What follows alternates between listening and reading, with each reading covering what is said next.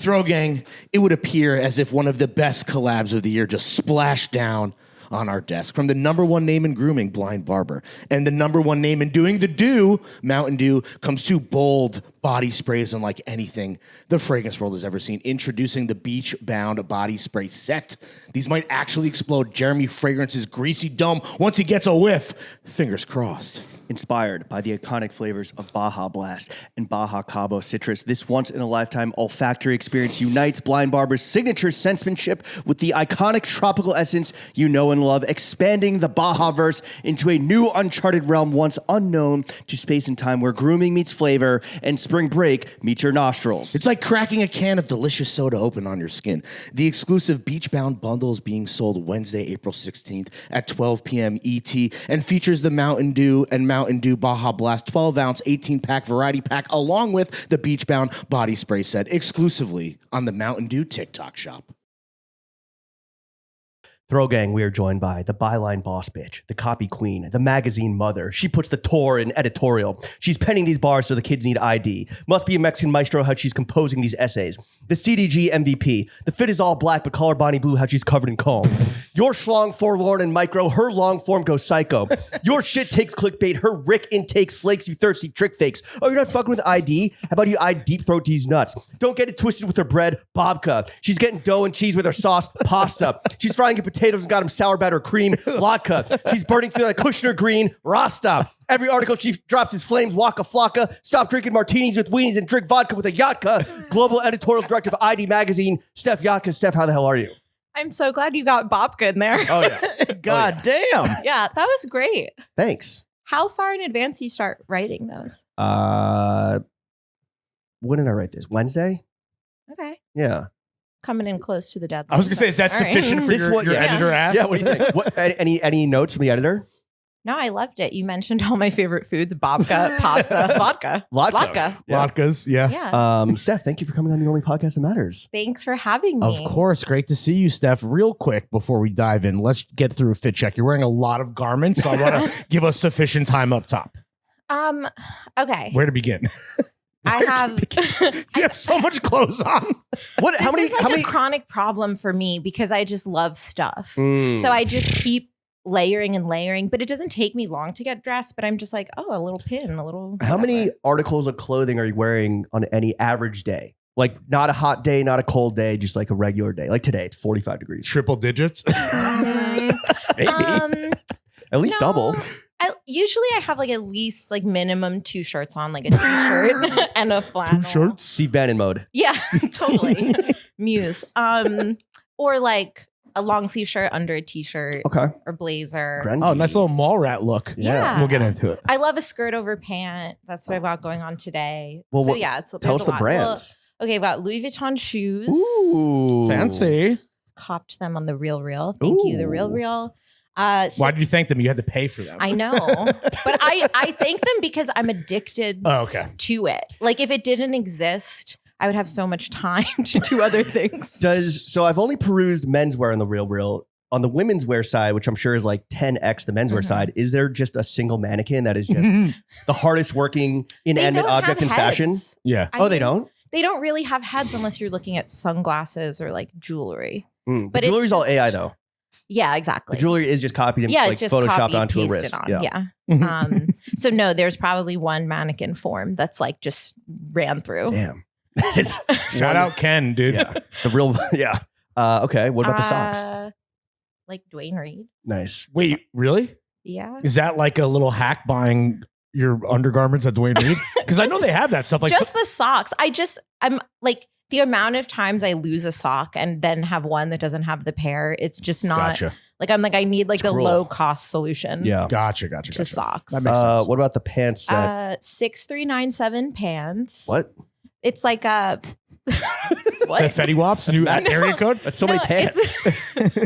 It's a brand owned by The News, which is like a showroom Yeah, okay. that repped like Noah Yeah. and a lot of other brands. And so it's like their in-house brand.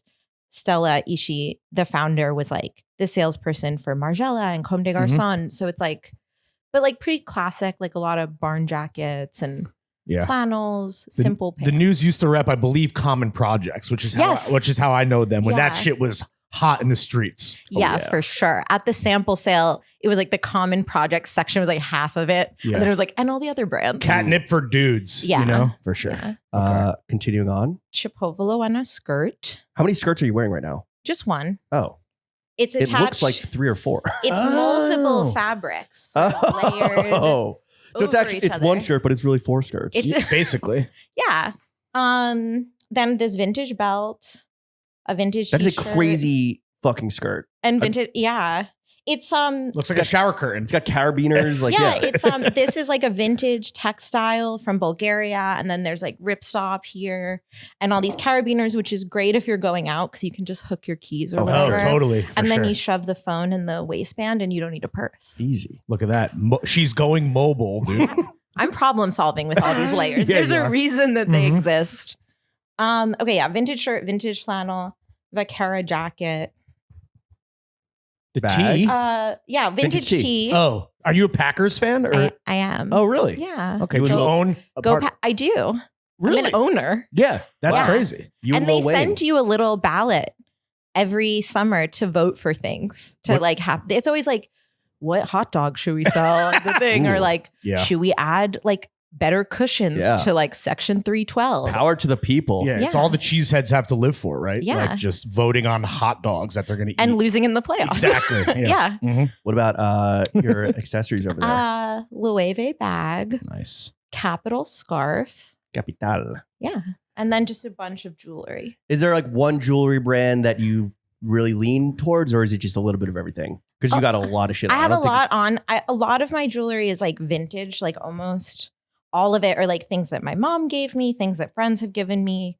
I think I purchase a lot of Kiko Kastadanov jewelry Mm. because it's very like geometric and it matches with these vintage earrings. So So that's how you pronounce it. His last name. That's how I pronounce it. I just say Kiko because I don't want to Yeah. embarrass myself. Kastadanov? Kastadanov. Okay. What's You're the alternative? I don't know. Kiko K. Kiko. Okay. Keep just saying Kiko, right? Because there's Kiko. not. Is there any other Kiko? You know. No, it's Kiko. Kastadanov. You're definitely wearing, I would venture to guess, double digits pieces of clothing and accessories. Oh, bra and panties? for show. Skims. Skims. Hell, Love we Skims. Mhm. love Skims on this show. Same. And you're sipping on a Topo Chico. Okay, Yeah. Steph, thank you for coming onto the podcast. Let's get into the meat and potatoes. You were just in Miami, right? You flew back Yeah. last night Last night. for the opening of the Supreme store. hmm Give us the scene report real quick. It was so fun. I'd never really been to Miami before. I went in 2014 when Loewe opened the store. It was like the first press thing that like Jonathan Anderson did as creative director. And we went to Miami. Very different vibe. The Going- 20 Loewe to Supreme? or Yeah, Yeah. different 10 years ago. energies. Yeah, for sure. It was great No one, to no be one, there. No one kicked a dog at the Supreme opening? No comment. Correct answer. I'm like too stunned to speak. Were you wearing 10 articles of clothing in Miami?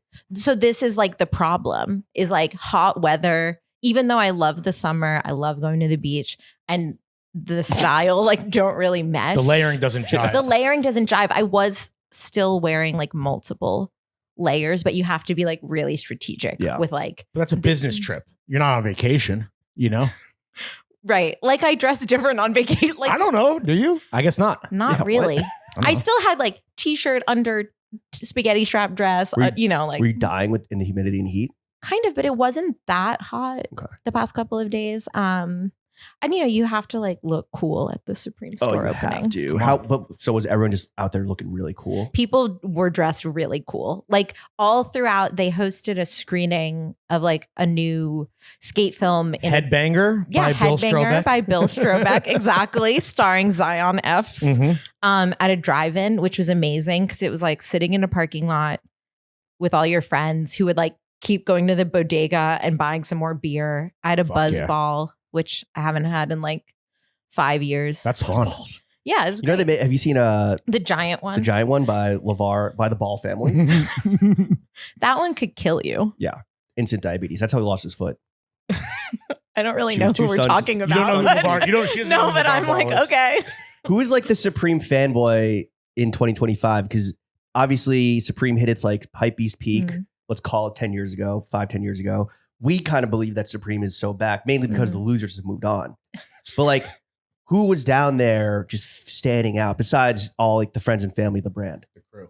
I mean, it really is other skaters like respect Supreme. And it's like, that was like who I met there was like skaters and their girlfriends, photographers, artists, like Not a bed frame in sight. phone charging on a cinder block. Right. Yeah, it was honestly like such a nice environment of chill, cool, nice, fun people. So I had like a great time.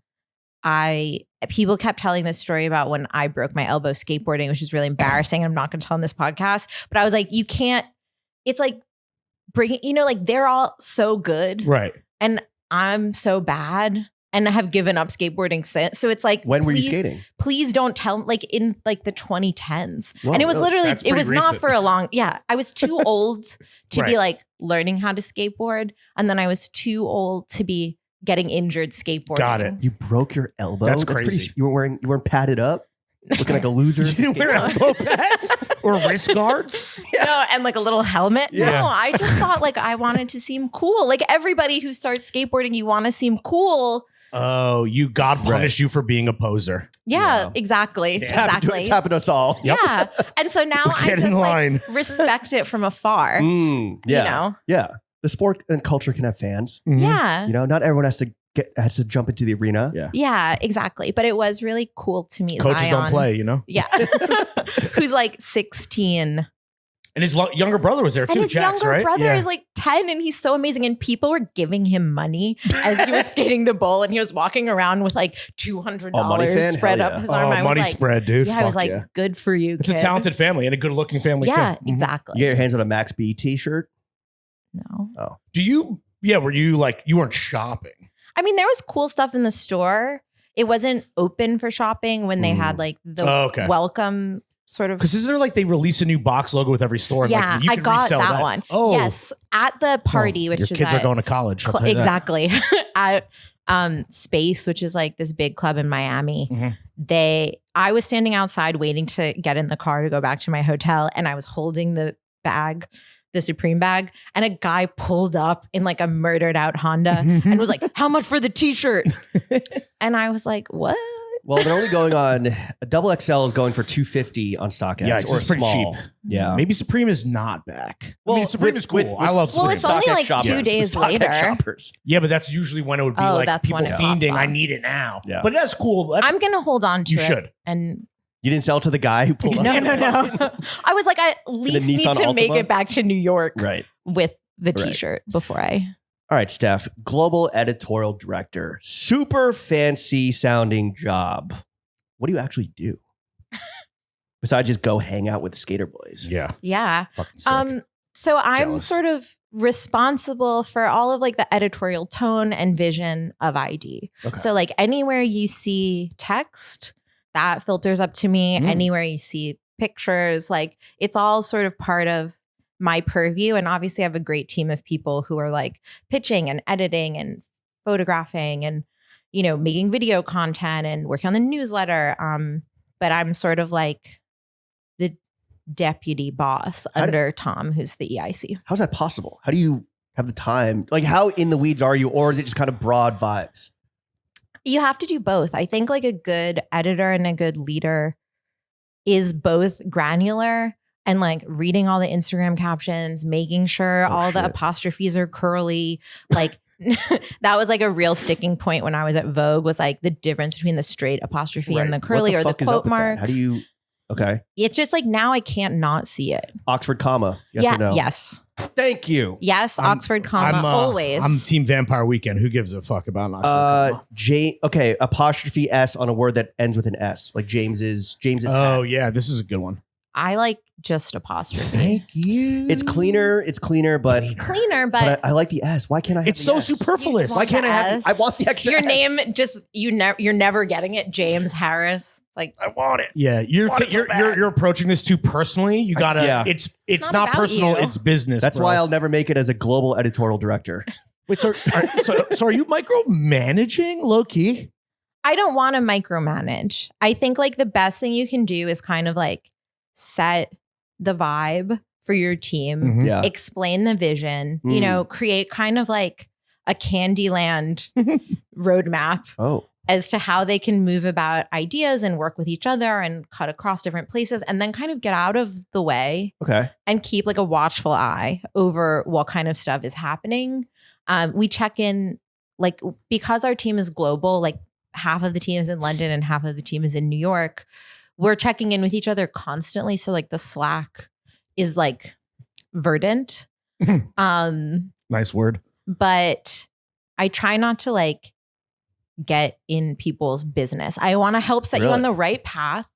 So not lead by example, then, but like. Well, I'm also like writing my own stories or editing my own Undercover things. girl bossing. Yeah, undercover girl bossing, making the website and the magazine and the Instagram. So like, you know, I think any good journalist, reporter, editor, writer, photographer, social media person, like you should be looking at what your peers are doing, but also at what like your leaders are doing. You know, like I look at what other editorial directors do. I look at what EICs do. I look at how Tom writes a story and I'll be like, okay, these are the things that seem important to him. And he's never said it to me like, you need to have da da da da da da da da da. But you know, you're trying to like Osmosis. sponge up all of the like the spirit of the brand, you know, and like we talk about the brand. And I'm sure everyone who has a brand talks about a brand, but it's like writing down on a piece of paper what the brand is always sounds so. What's the ID brand? It's so like ineffable. Like I'm like, it's kind of about having the right people in the room and cultivating the right spirit. You know, like ID is That's fun. youth culture magazine. It's about style, but it's also about like the world. I think for this issue, we have these little taglines on the cover. And one of them is like chic and based since 1980. I think we're kind of, you know, it's like you have to be both poles of something. Like, is that chic and based? Yeah. Is that the spectrum? Yeah. It's like highbrow, lowbrow, Right. headless, refined, and kind of find, high-low, and find like a nice middle ground where you can dance in between those things. Yeah. Think global, vibe local. Yeah, exactly. That'll be our next cover line. Yeah. Well, this pod episode has taken a minute to nail down schedule-wise because you're busy traipsing through Europe for a fucking month, attending fashion shows, partying with the glitterati, wearing fab outfits. Do you not realize we're in a recession?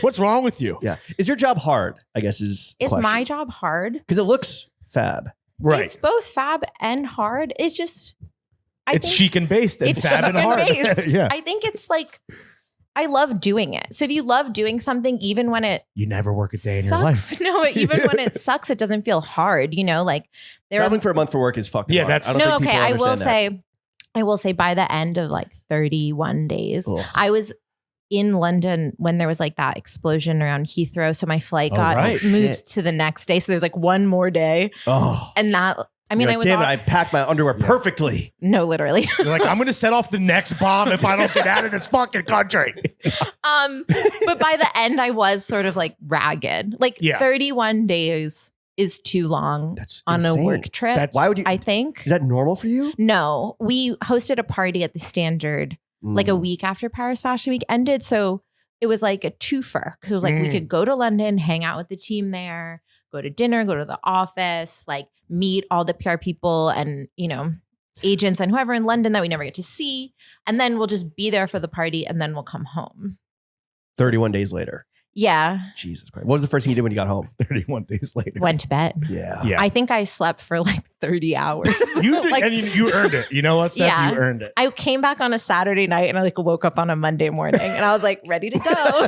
Yeah, comatose. Wait, so, and I know this is like, I don't think this has been broached a little bit, but do you think that there's still people that like look at what you do on social media and think it is all fucking fun and games? You think there's people that don't know how much work it goes into being a fashion editor? I don't know. I mean, I don't think so because I think there's, you know, most people who are into fashion or who maybe like follow ID or follow fashion accounts are also like creators. And so if you're making it for yourself, you know how much work it takes to make it. Yeah. But yeah, it's also like, who cares if they think it's hard or easy? Like if people are looking at it and thinking You like, I watched. liked this story. Yeah, but also like I like what they're doing. It's like, you know, you don't need to care if I've like haven't had a sip of water in 5 hours or whatever. God damn, get this girl some water. Did you have to, okay, with the ID relaunch, where you're like, you know what? Personal brand relaunch time. Did that go through your head at all or no?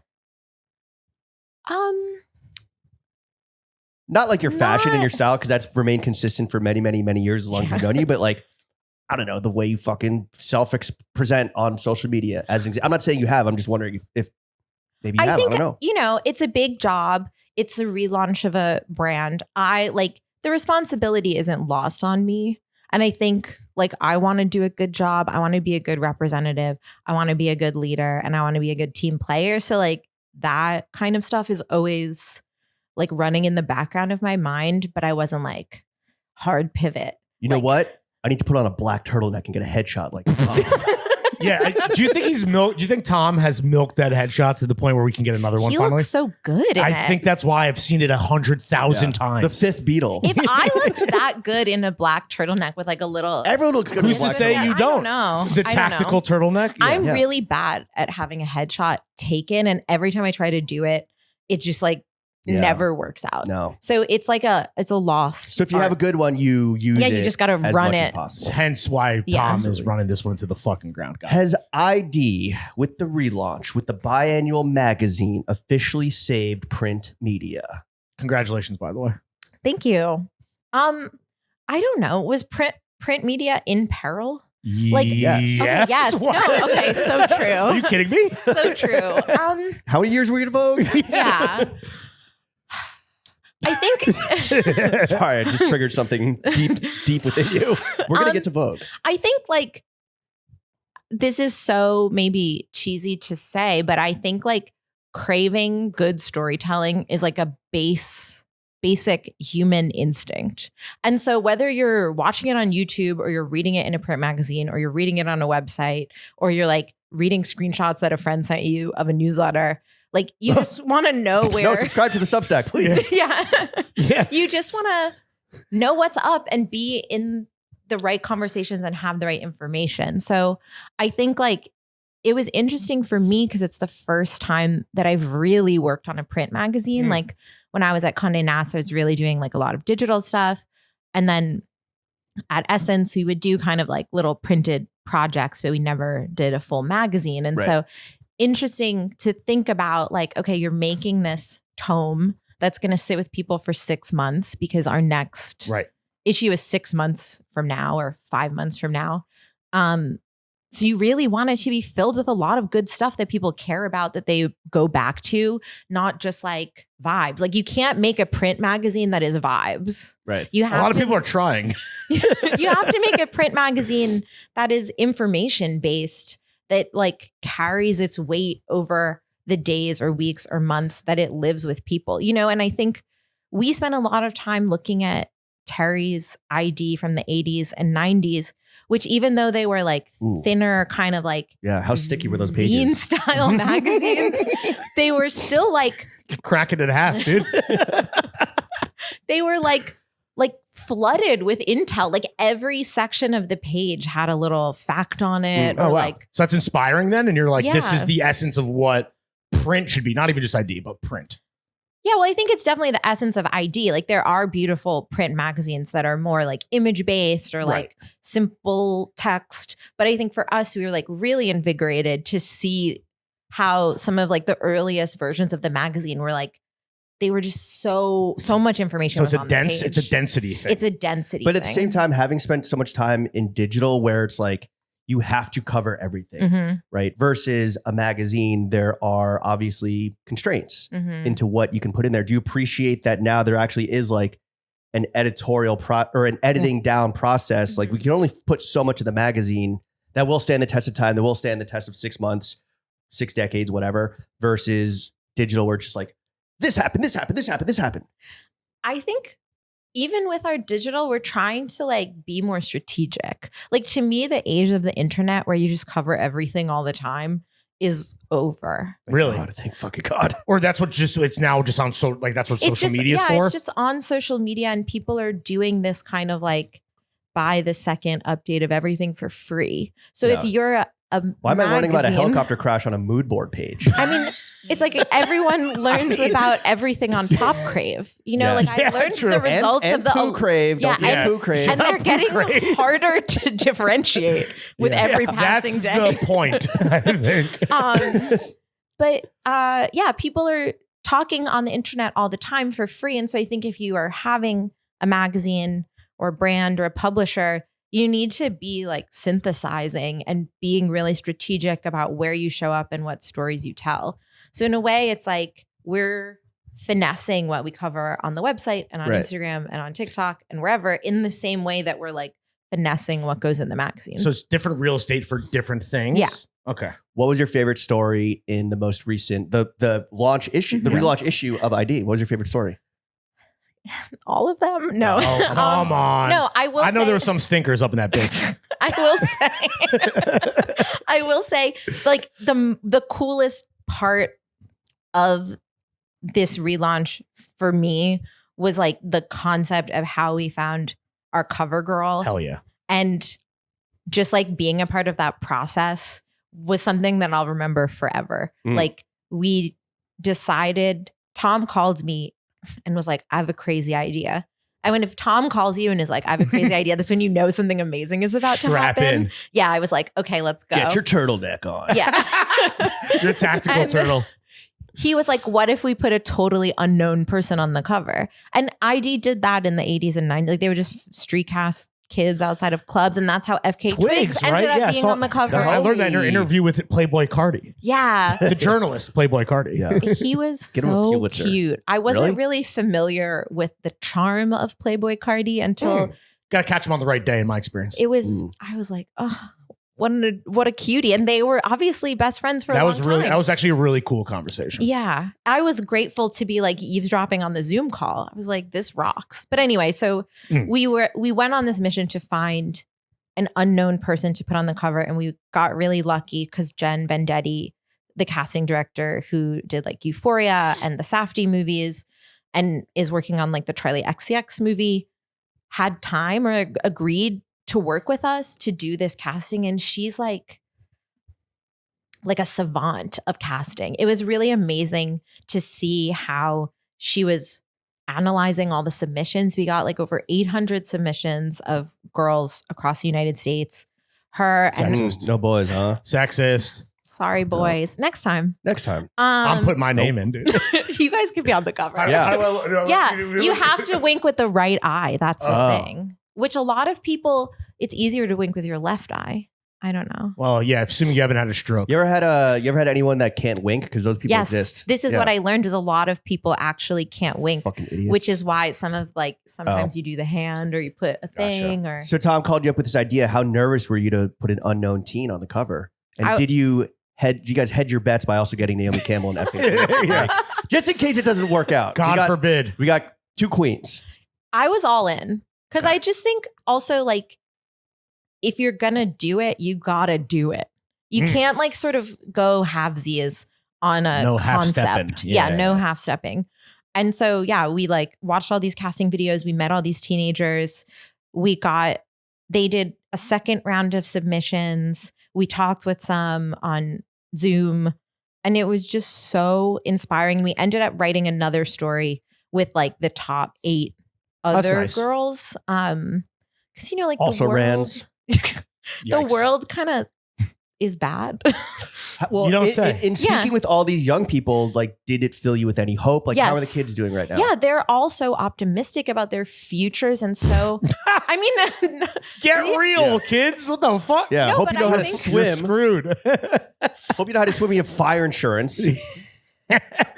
so So they were naive. So depressing, they're you not. They're guys. Their naive. shoulders hadn't been crushed yet by the Yeah. weight of the world. Their shoulders hadn't been crushed yet, but I just think like it speaks to a spirit that you as a human, no matter how old you are, hope to carry inside of you, which is like Childlike wonder. no, but like a slight sort of optimism and drive for the future. Like even if like they're so aware that the situation is bad, but still so driven to find a way to make it work. And so that was really inspiring to meet everyone. And then we chose Enza, who's from Ohio and was on the cover. And everyone went to Ohio to shoot the cover. And then she came to Paris for the magazine launch. And it was just so cool to spend time in Paris with an 18-year-old, her first time in Europe, and like do all this stuff for the first time again. Like, I was like, wow, this is so much I can fun. drink. Yeah, finally. I don't think she had a drink because she's like very mature and responsible. But And the kids don't drink anyway. That's a well-established fact now. They're not drinking. They're not fucking. Nope. Has she gotten like opportunities from this like incredible once in a lifetime? she's like, event? she's coming to New York next week, maybe, Wow. and meeting with like other agents and Crazy. talent agencies. So Good for it's her. been really exciting. And she's so like cool. Yeah. Who is Steff Yotka's dream cover star? Wow. I don't know if I should say because like a lot of them are coming true. Oh, Yeah, or in reach, right? Where Yeah, it's like- in reach. Yeah. In Okay, well, reach. maybe then let's do. How about maybe someone who's dead? Right. Let's do that. Okay. I mean, I think it would be 6 Prince on the cover of ID. I think he really represents what ID is all about, like being your own weirdo. yeah, Yeah. Goat, fentanyl, Oh. color purple. I love. He's Yeah. on my mouth. Yeah, I mean he's. Yeah. I mean facts are facts, Come but on now. and he's awesome either way. Yeah. Fantaside, he's the man. Yeah. Who is your dream person in fashion to interview? Because you've interviewed a lot of the Oh. goats, and we're going to ask you about Rick Owens after this. But someone you haven't yet, maybe they're in reach. Let's manifest it right now. Who is it? Great They're, question. they're probably listening. Yeah. Let's be real. Mutia, we You're we like see Rei you. Rei Kawakubo loves this podcast. She No. loves throwing fits. Yeah. Is it That's- Kawakubo-san? Yeah, is it right? I spoke to Rei Kawakubo for like a minute, and that will sustain me for the rest of my life. How'd that I mean, go? it would. She answered some questions for me over email the day before, and then I saw her at this event, and Were you wearing comb? Ooh, uh-oh. I think I was wearing Junya, Okay. which is okay. you know Yeah. it's like related, Yeah. part of the family, Right. Showing your support. And she kind of As long as you were wearing Gosha. Yeah. she was with Adrian, and she like Steph was turned to greet me, and then went. You know, she's only speaks Japanese and That's kind of. Don't do the voice. Don't do the voice. No, I wasn't gonna do a voice, but she Speaks just English. went like this with her hand. She was talking. She was like this, and then Oh, this. loser. Yeah, she was like, "You're a loser." Wait, she said she gave you the too small? No, but Adrian was like, she said she knows you wanted really long answers from her, Oh, but she just funny. gave you a sentence, and then she kind of like You should have hit her with the giggled. little heart. Yeah, this was before then. This was like in before 2017. K-pop. Yeah, before we were doing the little. So she heart. like pantomimed editing to you. Yeah. Basically. She was like, I self-edited from That's the so graph funny. to the sentence. Wow. That's Incredible. classic Ray. Yeah. But no, I guess like Classic it Ray would be Tron. amazing to interview Mucha in like a longer setting, or like I think Lot to there's talk about. yeah. Gotta get her and Donatella. I know. I mean, that would be my dream Chat. interview. Interview each other, kind of. Yeah, with me there. Sort of the Twigs just and two- Playboy Cardi. Two of- Italian yappers. Yeah. She did that with Raph. She's done that with Raph. Obviously, Yeah. when they hired Raph. I mean, who knows? Maybe we'll get that coming. Yeah, Maybe that would be could on deck. amazing. Yeah. Mm. Huge for me as like a Prada girl and someone from As- New Jersey. As Are you a proud Italian American. Yeah. Are you a Mew Mew mama? I think I'm more of a Prada Princess. person, Prada princess. Prada princess for Yeah. sure. Got it. What was it like hanging out with Rick Owens? Yeah. The best. I wish if I could like bottle the energy and sell it, I would be a billionaire. Describe his energy. So you'd be Rick Owens because that's kind Yeah. of what the brand does. No, literally. He's so open and generous with everything. Hmm. Like just such a kind man. Not with Like- podcast appearances. We've tried. We're trying. I don't think he really likes coming to New York, which maybe No, is a I don't think he likes the States. deal breaker. Yeah. He hadn't been back to California in like 20 years or I something. mean, good for him. Yeah, He was early on that who shit. could blame him, right? Yeah. I mean, I get it, you know. But okay, so hanging out with him, he was just the kindest, most generous, open man. yeah, and he'll tell you any like he'll answer any question, which I really admire in a designer or a famous person in like today's world. Like people are so afraid to say anything sometimes that you could interview someone who you've like always dreamed about interviewing, and even if it's kind of like a puff piece, people veer away from making any definitive statements because you just never know how things are going to be interpreted on the internet. And Totally. Rick is just kind of like really open, and he knows who he is.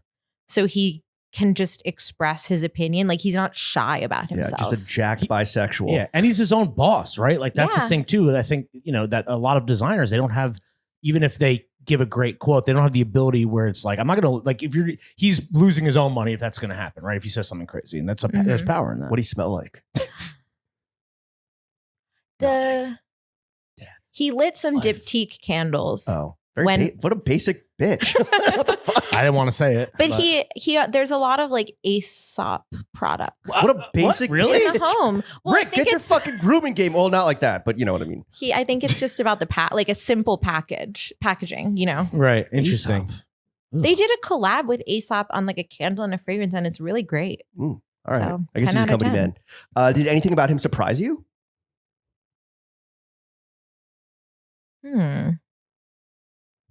I mean, he just had a lot of great stories that some of which made it into the interview that is in the magazine, some of which kind of got cut. He talks about like meeting Michelle and like being in LA in the 80s and 90s, which just sounds like the So craziest, most fun place if you were like kind of a weirdo. Sure. He talks about like his really radical days. He told a story about someone picking a beer bottle up with their asshole. Hell yeah. I don't know how. I mean, Good party trick. Party trick. yeah, Yeah, a for sure. good party trick. But yeah, he showed me his birth chart. Like he's just really open. Oh, what's his sign?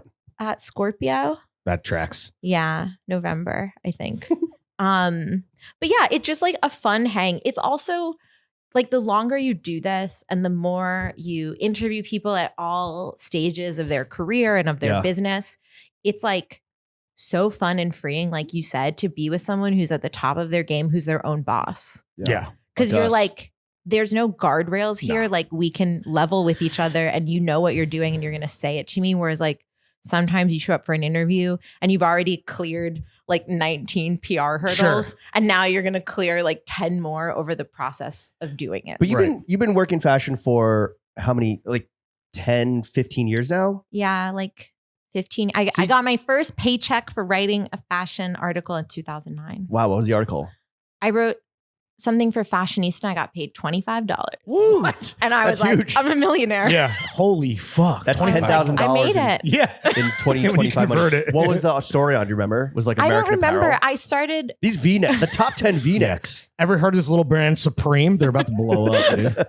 I started as like an intern at Fashionista in 2009, and I think Was it at that little, the top floor on that Crate and Barrel? no, it was even before that. It was in the shit. basement of an fuck. apartment building Oh, on God. Mott Street, Oh, and it was kind of a situation like this. Like it was sort of like a big office that was shared.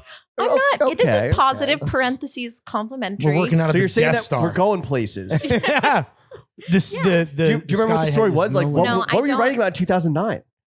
That's crazy. You don't remember. It's your first 15 paycheck. years ago. I 16 years definitely ago. wrote about like Kate Moss for sure. There was like some peak Kate Moss looks. Yeah. I think I was writing about like Mark by Marc Jacobs. Oh, skinny scarves. For Skinny Mark, by Mark. scarves, McQueen Fashions Night collaboration Out. with Mark. I did a Oh. lot of Fashions Night Out. Hell yeah. I miss reportage. who doesn't miss rioting in Soho? Yeah. Yeah. F&O, baby. Yeah. Wild McQueen times. skull scarves. Yeah. All the good stuff you Sure. remember from Damn. 2009. Golden New York days. Fashion Week at Bryant Park. Ooh, the time tents. capsule The shit. tents. Yeah, Yeah. we love the tents here, people. So you oversee the digital as well, right? Mhm. Look, we always love writing what we want to write about, but we got to pay attention to the numbers and the metrics. What story on ID Digital always goes super crazy in terms of like clicks, page views, eyeballs, whatever? Mhm. What's like the topic that really gets people going? We just came from a data meeting. So I'm like, Ooh. actually know this. Let's go. Um, Share some insights. new talent.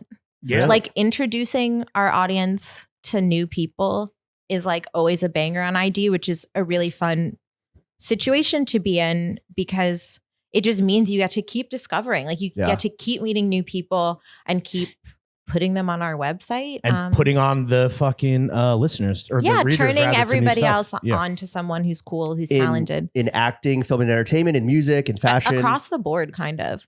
Sports. Next up. Sports. We haven't delved into Gaming. sports yet, but You guys we- got a gaming vertical? we have a game. We have a streamer in the issue Oh, who's all right. coming out as a digital cover, but we're into gaming. Hell yeah. So yeah, Listen, what tends to brick numbers wise, but you feel is important to cover anyway? I'm like, no bricks. Old talent. You have to, Tom always says you have to keep the mid out of the streets. Wow. And I'm like, if we feel, when you're writing, if you don't believe in what you're writing, if you don't have conviction, you can feel it. Unless someone is paying you right there. You gotta do it. It's like, that rocks. So I'm like, even there are things where people say, and I send it back and I'm like, I don't think this is right. Like workshop it. Or like put a little more POV in there. Do not pass go. Do not collect $200. What do you look for in a pitch that like catches your eye? I'm interested in things that I don't know about. Like I always find it interesting when people are pitching me like things that I am obsessed with. I'm like, you did the research too well, and in a way you're like screwing yourself. They'd be like, oh, a lot of people are wearing crazy skirts. And I'm like, yeah, don't worry. There's like literally I know dozens the of us. market. Yeah, no shit. Whereas if someone has discovered like a new designer or has a opinion or like a point of view on a trend or a music trend or even just like a city that is thriving culturally, like that kind of stuff to me is so interesting rather than like I looked at all the Fashion Week runways and have deduced that like bows are trending. Right. I'm like, yeah, like bows. I mean, that was very 2 years ago. Like everything had a little bow on it. Have you heard about this new city that's popping called Mexico City? Yes, I've never been. Oh, it's still great, even though it's like past its prime, maybe. Oh, it's been ruined. It's Williamsburg now. Oh, okay. Well, certain neighborhoods are Williamsburg, namely 2, but it's a pretty bustling, thriving city. How can do you take pitches from writers? Shut the fuck up. I'm like, great. Should we all go? No, see, you're putting her on right now. This is great shit. How can aspiring writers pitch you? You can email us. I'm a big fan of an email pitch. You could DM But what percentage me, of pitches that you get are fucking garbage? Straight to trash. Yeah. I don't know. I read them all. Oh, for real? No, I really I'm pretty good. That's a tremendous waste of your time. Responding to emails, but I do do a cursory sort of skim. And I'm not the only editor of our website, so there's other people Thank God. you could pitch. And we talk about. We'll give you Robbie's number if you ask us nicely. We talk about all the pitches. So, what's the worst pitch you've ever gotten in recent memory? Yo, you heard this Rick Owens guy's next up? I mean, this Mexico City one was pretty shitty. I don't know. I mean, there not so much today, but there are certainly times like when I was at Condé Nast, where it was like you're just getting mass pitches from like PR companies that are doing like. We get that too. It's like, what are you doing, guys? And I'm like, I don't even cover the thing that you're pitching, and it's so random and out of my league, Yeah. It's kind of offensive because it's like you don't even understand like the product or the thing that we're like, whether it's ID or throw. It's like, totally. So I'm offended that you even like threw me on this list and you're sending me this shit. The best is that Lawrence's name on social media, which is really cool, is John Legend, like JWN. And so people say, hey, James and John. Yeah. It's like, that is. Yeah, they don't call you Dr. Taco. They're not Mr. Taco and John. My real name is in my bio, I think. I don't know. But it's, hey, John. Hey, Sartorially. But that's a good way to filter out people that I'm like, they don't even know what is remotely happening. Right. Where do you think there's room for improvement at ID? I mean, you got to keep improving. Like, obviously, I think like we are all so proud of our first issue and everything that we're doing, but it's also like you got to iterate and keep going. I just wish we were in more places, talking to more people, finding more talent. You always are striving to like be more connected, be better. So you want more work? You want to do more work? I do. Really? Yeah, I love working. I was like talking to my boyfriend this morning. He was like, Sorry, my fiance. I hate saying that though. This morning. And he was like, what are you going to talk about on this podcast? And I was like, fashion. And he was like, oh, your job. And I was like, yeah. And then he was like, are you going to talk about other things? I was like what? Do you work 7 days a week? Ooh. No, I'm really good at taking time away. Good. 31 days for them, 31 days for me. Yeah, right. But like I will like on the weekend like take my dog for like a 5-hour walk, and like not really look at my phone. But I do like really like doing this, and it's like a blessing and a curse when you turn your hobby or your passion or your interest into your job, because it's like, look at us. It's fun for me to interview people, write about fashion, edit stories, think about social media, and so like I'm always kind of like What's your screen time? Ooh. I don't know. I don't look. Yeah, probably. That's not. bad. So wait, so you feel like you have a good handle on work-life balance? Because I think that is something that a lot of people in the industry do struggle with. Not us, but Clearly not us. Well, we struggle with it just in the opposite way that most people. You're doing too much life. And so much life. Well, because you know why? We're balancing You gotta weights. live it. You know, you gotta live it. We're just balancing so hard. I think I have an okay relationship to it. I think like I could be a little bit more like I'm putting my phone down and I'm having me time, but I'm like, you know, you're always one Instagram click away from like Sure. finding a cool new person. And it is like, You're like the gambling addict meme with the looking for the gems. Yeah. dude. and I will say Keep like, digging. Keep clicking. like looking on the RealReal Oh no. is really, that's That's the screen time. you're not shopping, you're working on the RealReal. Sure. Is that what you tell your fiance? That's what I tell myself. I'm like, this is research. Have you ever felt any sort of burnout? I think like the pandemic was like a hard time to work in anywhere. That was life burnout. You're like, I need some work. I need Yeah. a check, dude. But it was a hard time to work in fashion because nothing was really happening. And- Sweatpants. yeah, and there was a lot Athleisure. of just like things literally ground to a halt. And, you know, I think it wasn't so much burnout as like really made me and I think sort of everyone like rethink what they wanted to be doing. And so, yeah. You're like, this is it. My Yeah. dog, my boyfriend that I'm engaged to, yeah. and fashion. And shoes. What do you have interest outside of fashion? Yeah. The Packers. What The are they? Packers. No. Sports? Sport. I mean, I'm like a pretty, like I'd give myself like a B- as a Packers fan. Okay.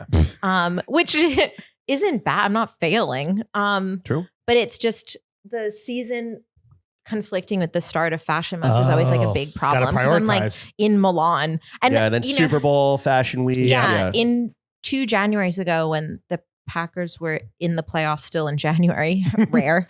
I like FaceTime my mom from my hotel room at Paris Fashion Week at 2 a.m. and was like watching the game Wow, in bed dude. wearing this t-shirt. Like, come on, guys, they lost. So then it was like Aw. even worse. Sure. That's I dedication. don't know. I do a lot of like chilling. Hell yeah. Like outside Same. of working, I just want to like read a book, do a little arts and crafts. I do a lot of like macrame. It makes me sound like I'm a senior citizen doing a hobby you at like home. you like to relax and hang out. do you yeah. ever DIY your shit? Sometimes like right during the pandemic, I got really into macrame. I was like making these macrame purses that I was like carrying around all the time. But it just Hey, is I like just discovered a new designer. Her name's Yeah. Steff Yotka. Right? someone was like, you should sell these. I was like, Yeah. it takes me like 3 weeks to make so just one. charge more. Charge Just charge. $10,000 Yeah, per right. bag. Yeah. That's domestic production right watching there. movies, hanging out with my friends. I like, you know, I try to not. I like when I'm not working, I go so low vibrational. Nice. Like because doing this job is like you're traveling so much, Yeah. you're meeting people, and you know, ID is a culture magazine, so like Fashion Week is the big story, but it's like Everything around we've it, got too. someone at Coachella, we're gonna Right. go to music festivals, we're gonna go to the God. Cannes Film Fest. Like there's all kinds of stuff that you're doing. So for Did you me, send your least favorite writer to Coachella? no, As punishment. Exactly. no, it's funny. I sent Nikolai is at Coachella. She's never been before. And she was like, I have to go experience Fresh set eyes, right? yeah, On the a ground. fresh set That's of cool. eyes. So we'll see Rough what stuff. Really comes excited back. to hear about the Cactus Jack experience. Yeah. It's gonna be sick. Of all your bosses that you've It's lit. had while working in your 15, 16 years in media, how do you rate Thom Bettridge? Oh, love. Is he Yeah. number one? Love. He's definitely, I would say, no, I mean, I don't think I've ever had a bad boss. I think I'm really, In fashion. no, I'm being like totally Let's run through them. Tom, Tom and then Tom again, as in Noah Okay. Johnson Noah Johnson at Style. at style.com. Mhm. And then also like Nicole Phelps, style.com, Goat, legend. Vogue Runway, legend. The most nervous I've ever been to go to a meeting was when I interviewed for my I'm job sure. at style.com with Nicole. I was like, I couldn't. You're shaking. You're shaking right I was now. shaking. Yeah. Who's in your the boss meeting. at Vogue? Nicole. Okay. And then, but you For also all, have the whole like, time? yeah, right Wow. up until the end when I really took on social media. But you have Gotcha. like Halo bosses, like Sally Singer Sure. was like, Legend. All yeah. legends. Yeah. like absolute legend. It's cool that we got that Noah snuck into this group of legends. That's cool. Yeah. But Yeah, he Noah, board slid right in. Noah was such a great boss because I do kid. think what's important is to have someone who's kind of like the opposite of you as your boss in a way. Someone good at skateboarding. Someone good at skateboarding and who loves wearing pants. No, and not skirts. Right. Yeah. Because you want to kind of like fill in each other's gaps in a way. Yin and yang, kind of. Yeah, kind of. And Yeah. I also think, like, I was thinking about this as I knew we were going to be talking about career on the only podcast that matters. And, Book it. you know, Flip it. you got to go with people that you like and people that you believe in 100%. and believe in you. Yes, Like, facts. you have to prioritize your colleagues and your boss like and that. whoever more than the job. Absolutely. Kind of, Ooh, I that's a bar. Absolutely. You have to work with people you like. Yeah, 'Cause and you're who spending your whole inspire fucking you. day with them. It's like, I mean, when I worked at Vogue, Nicole and I talked for like 12 hours a day. And, you know, I still text her all the time. And That's like a lot. Tom and I are That's too talking much. all the time, That's whether too we're much. sending each other memes or talking about work. Like, you have to feel like the people around you are like buoying you Yeah. to the place you want to be Right. too. Right, Because that's- you have to Yeah. have so much trust. How can Tom improve? He can't. Really? Come on. I Come don't, on. I mean, New headshot. no. He's just so tall. So you should shrink? He is a mountain of a man. I think he's at least a foot taller than I am, which is just funny because then we'll go places together and I'm kind of like, hi. Yeah. Makes for an interesting dynamic though, Like, just what's visually. going on up Like there? twins, DeVito and Schwarzenegger. Yeah. right? Yeah, exactly. Basically. I'm You have DeVito. to. You have to order. You have to order an Uber XL with him. That sucks. Because there aren't that many, so the wait time's longer. Yeah, totally. No, he's The just only too tall. downside. He's just Fuck too you, tall. Tom. Ubers. But I think it's also, if I would love to be tall. Really? How tall are you? I'm like let's say 5'5" on a good day. How tall do you want to be? 5'9". Oh. Really? How tall are you guys? How tall do you tell people you are? 5'11". You say 5'10" and a half, and I say 5'9". Which is the truth, which I is the say truth. 5'9", which is also the truth. Yeah. Yeah. Those are I the wear true a lot heights. of platform shoes, you know, a shoe Yeah. with a casual built-in platform. We love a heel on this show. Do you like men in heels? Yeah. Like with a stacked. Yeah. Nice. Nice. I Us mean, I too. did we talked about Prince before, but I grew Oh. up idolizing Prince. Like my parents let me listen to music you like shouldn't let children listen to. Like the two biggest plays in our house was Rolling Stones and Prince. Mm. And I didn't know Sticky what fingers. any of the songs were about, but I was Sex. like, yeah, well Yeah, now all I of them. know. Yeah. Little brown sugar at home. But so yeah, Prince is like, Girl, you got an ass. I painted my bedroom purple. Like that's how much I like Prince. And Right. yeah. So I think a man in a heel is very, Oh. Nice. It's confident. it's very confident. So Tom goaded. Is Mhm. Robbie your favorite son? Oh yeah. Yeah. You're welcome. My only son. Really? I mean, my longest son. Have you? I don't know. Your longest son? He's long. He's a lanky I'm motherfucker. like, edit this part out. Have you ever had to chew him out? Yeah. No, I'm not like a big fan of chewing people out, period. How do you manage when someone fucks up? Like, let's role play. We fucked up. You Even though- guys never fucked. Well, I up. know. So again, No. role playing. Just like, how do you like, how do you choose someone out if you're so kind? Well, yeah, I don't think you should choose someone out. I think you just need to be like, here's where things went wrong. Mm. And here's what we're going to do in the future. Problem And also, solved. like, I think a lot of people are scared to ask questions sometimes. You know, I'm always around. Mm. If you're in the middle of doing something and you're like, choosing, there was a fork in the road, you didn't know which way to go, text It's me. always better to over communicate. Yeah, True. totally. What's been your proudest journalistic moment in your long storied career? Long and storied, like Robbie. It's hard. It's hard. I will say, like, it is hard to remember them all. Like, sometimes I'll be So many wins. So many Yeah. wins. No, not She's that like the they're- Packers. not So many, that they're so all many wins. chips, dude. Yeah. I can't even. They call it count. the Yotka Trophy. Not that they're all wins, but just like when you've been doing it for so long. And, you know, like there were times when I was working Fashionista, I worked at Nylon Magazine, like at Vogue, where you're writing like 3 or 4 things a day, or That's too much. during Fashion Week, you could do 6 reviews a day. That's Right. insane. That you're just like, I don't know, I have like memory loss about it. And sometimes I'll be researching something for a story I'm doing now and be like, oh, this was a good article. And I'll be like, I wrote it. Damn. Oh shit! Bylineception. Yeah, Wait, literally. you had Dries' last interview I had as brand director? I had the first interview with Julian Klausner, who's the new Mhm. creative director, with Dries. So Do you believe in Julian? I really like him. You looked him in the eyes and you said, yeah, he's Yeah. got it. You He's vetted got his an ass. old soul, which I think is like integral to the Dries brand. Oh, it's like God. not a hype brand. Right. It's like about beauty and elegance. Gardening and at your chateau. yeah, Does he gardening garden? at your chateau. He does not garden, and Oh, I don't think that made Get it this man a hoe. made it into the story. But he was like, I love cooking. Mm. And so, Okay. you gotta have like a sort of Dries can cook. I've seen the doc. Epicurean pursuit. Yeah. Yeah. Lifestyle. Yeah. It's a lifestyle brand. lifestyle. Dries Yeah. Van Noten's a lifestyle brand. Yeah. But I Yeah. think about that garden all the I time. mean, it's in his That, house. like is insane. that's the work-life balance I want to have is like I have this job where I'm grinding all the time. I'm Yeah. putting on these fashion shows. I mean, I don't want to be a designer, but like I'm doing stuff, people love it. Right. And then when I'm not doing it, I'm just like peacefully Yeah. in my little You have a snake plant in your Brooklyn apartment. I do. And I was away for 31 days and guess who didn't water it? Oh, Your boyfriend? Yeah. That you're engaged to? And then he was like, The wedding's off. you don't need to water it so much. And I was like, what? The whole month? Yeah. It's like This is you a didn't- nice metaphor for parenting bro. that will happen in the future. Yeah. I was like, Yeah. please water the plants. So now I've like drowned them in water since I've been home, trying to resuscitate them. Let's flex a little bit though. You've interviewed Rick, you've Yeah. interviewed Dries, you've interviewed Julian. No, Who I've- else are like, I've what are done- the other big names that you've A lot of really cool stories. I mean, I think you can go through your career just interviewing creative directors and like that rocks. And I certainly have a Mount Rushmore of people that I'd love to interview or that I'd love to talk to, or, you know, like Mathieu Blasi is at Chanel, would love to talk to For him. sure. I love talking to Jonathan Anderson. He's like another like amazing interview because he's really thinking about everything. you're an art history major, right? Do you guys ever talk about art? Yeah, but I feel a little bit out of my depth with how well versed he is in contemporary art and Gotcha. collecting. But then I also just think, okay, if you report a good story, even if no one reads it, like I'm so fulfilled by that, where it's like I've talked to 20 people and I've synthesized this into something that has meaning. You know, you can't just It's like cooking.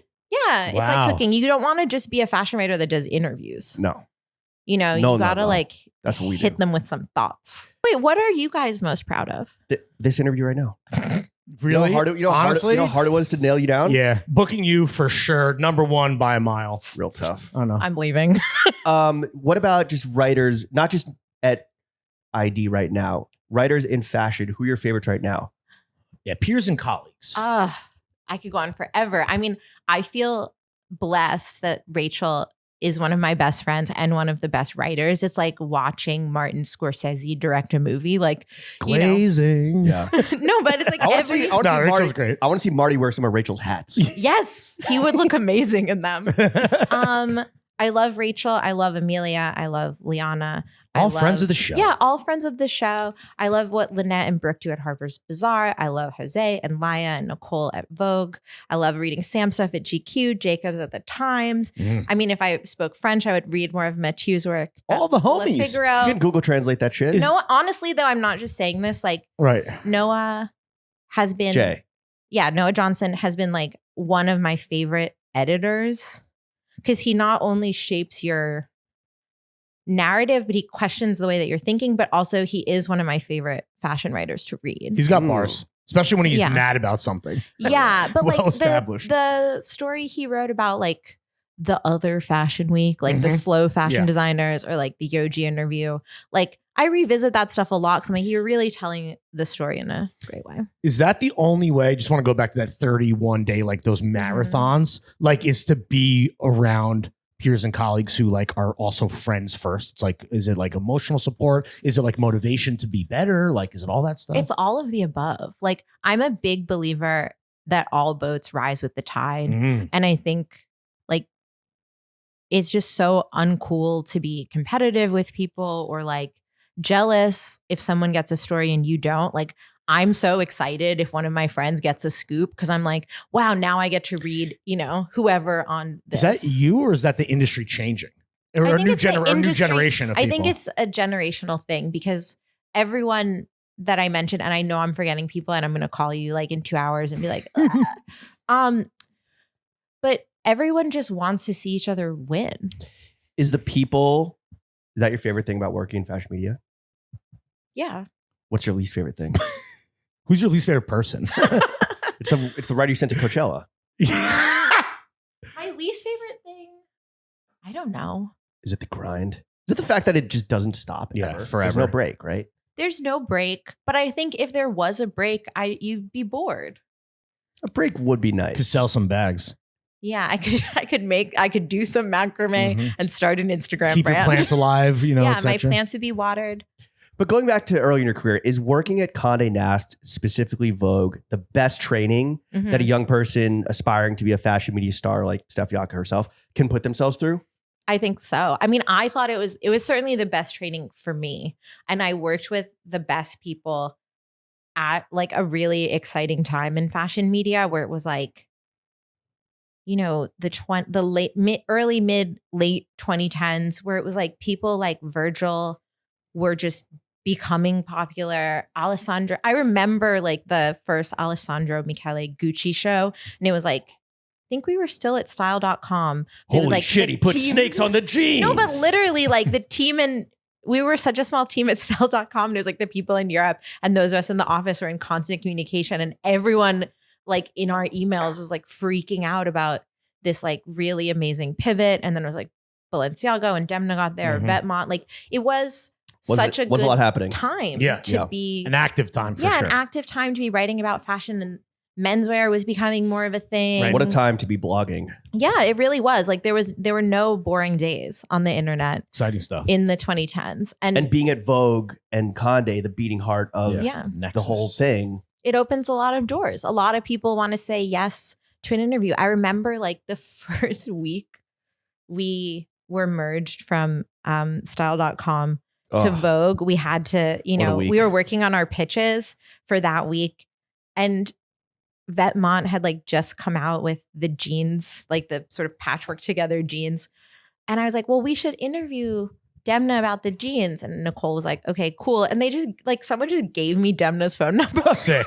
And I was still like have it? 24. I think so, in I my wonder if phone. he's changed his But they name. were like, yeah, you can just text him and he'll, you know, call you. And we talked on the phone, and it's like that you just have access to everything when you Yeah. work at Vogue. did you ever get Gurum's number?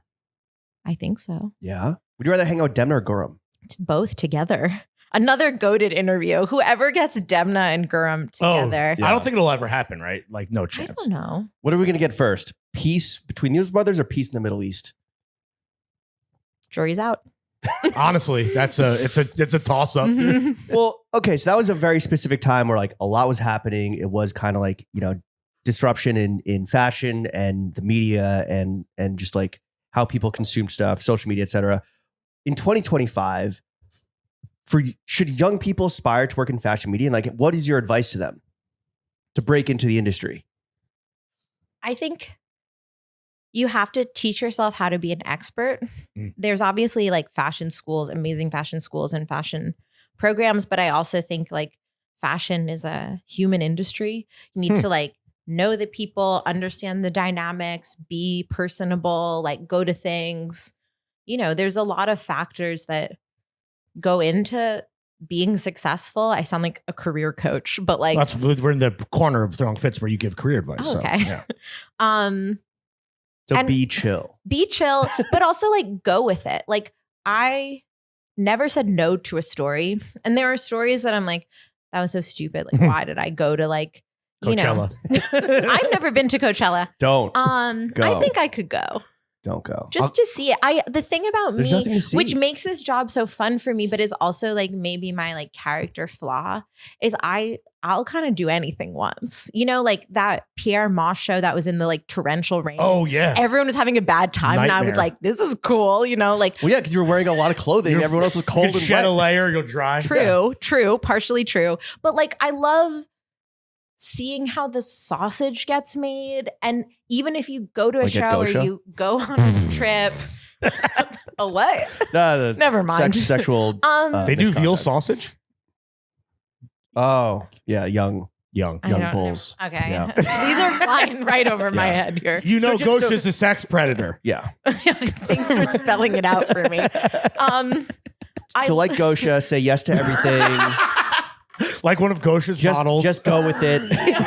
no. But like, it's like you know, on set. Go with Chris Alexander. Webber. Go Wang mode. But okay, like try everything, you got to be down for the adventure. You know, Yeah. like. and you got to realize that you're not a fucking expert. Yeah, and you have to kind of like like there's always a story. Even if everything is going wrong, like that's the story. People, it's like the interview Those is are the late. best The person stories. doesn't know what they're talking about. Like there was a mishap. You're in the wrong place at the wrong time. It's raining, like whatever. Like that is all information that enriches your experience. And rather than like hating it, you need to like do kind of like a psychological switch where you're like, okay, I'm paying attention to everything. Right. And no matter how good this fashion show is or how cool this store opening is or how exciting this like interview is, I am telling a story that I want to tell. How have you avoided becoming jaded like so many other people in fashion? Is it just like a mindset? Yeah, actually, like one of the earliest times I interviewed Rick Owens, he said something to me. I think I asked him this question and it didn't make it into the final interview. And he was like, you can't let this industry make you hard. You have to stay soft. Like you Well, have to stay open. Don't tell that to Gosha. Minded. I mean, it was right there. So it's a mindset? It's a mindset. And I also just think like, I love an adventure. I love doing a little scheme. Ooh. And in a way, like going on all these trips, going away for 31 days is like, it's a slog. How do you pack for that? Ugh, mess. It's a slog, but it's also like, I don't know, to me, it's like a fun little challenge. You're very lucky that like not a lot of people in this world get that opportunity. Right? Exactly. Not a lot of people get to do this. Not a lot of people. And, I also am very grateful to now have been doing it for so long that you like have friends and places and spaces in these fashion cities where you're like, I'm having the worst day of my life. Like it's raining. A PR person yelled at me. An interview got canceled and I tripped and fell.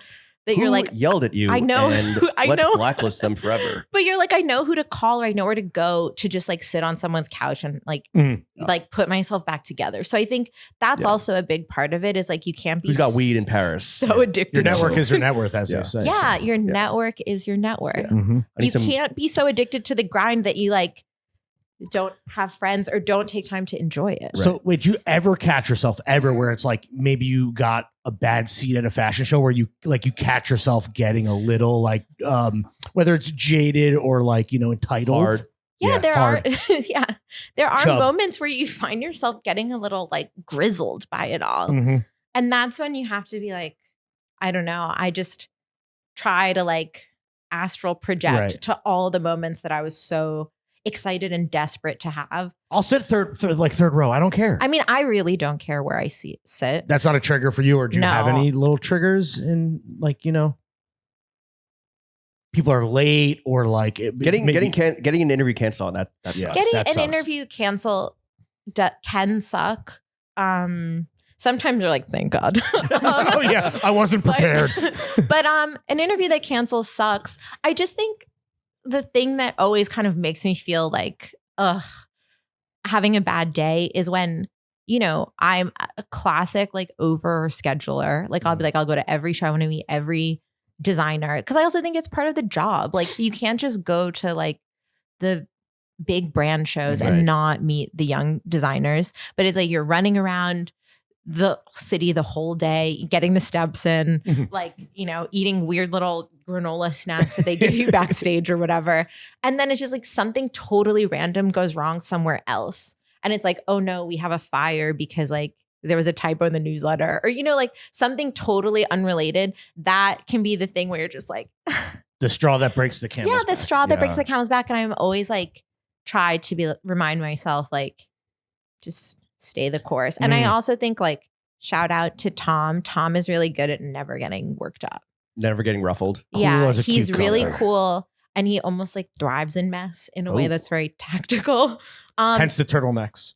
Yeah. And so, it's like you've got to be able to like pull yourself out of it.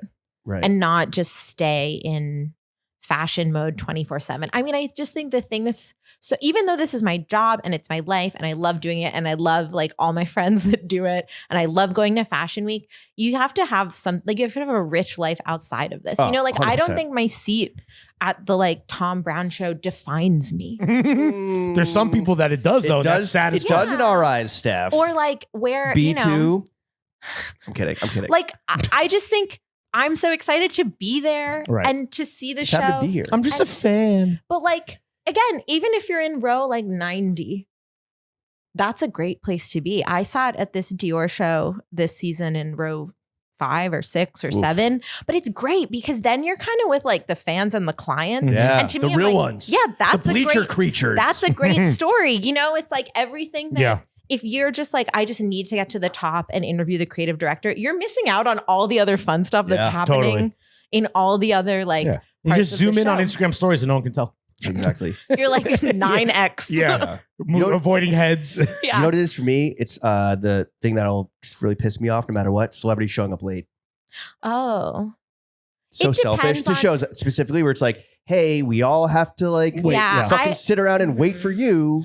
You knew starting at 2. Why are you showing up at Yeah. 2:30? They're getting I- glammed up. I will say the thing that like really can send me is if I'm dehydrated. Oh. That's when like hydration is key. Absolutely. Like, and We don't I want you firmly dying. believe that fashion shows, this is like my platform, Go Let's off. go. should serve you water Yep. and have accessible bathrooms. Yeah. Okay. Because if you're running That's your platform. yeah, that's like the number Mayor one of thing I fashion. believe. You could have the worst fashion show We're trying of to piss all here. time, but if you're giving people like a little food, a little beverage, Oh. a little hang. That's a thing now, right? Like the row was handing out Yeah, food. the and- row is a great example. Like, I mean, the show was fab, but then Right. afterwards No you get a phones. little snack. No Yeah. phones. No phones, which makes it Take my more phone, give me a fab, I slider think. all day. Yeah, or like a cool tea or something. Mhm. They Yeah. have food that I don't even know about. You know, it's like it's artisanal The in Olsons there. have invented new food. Yeah, like I was like, "What is this?" They're like, "Just take it." It's a row nut. Yeah. But I'm. Whoa. Got him. That's why he's look, the boss. Let's be for real for a second. Social media. What's up with that? No, I'm kidding. But real I talk. almost spit out my water. As you're like assigning stories, as you're editing stuff, there is always, I'm sure, in the back of your mind, like, how does this get formatted or play or messaged on socials?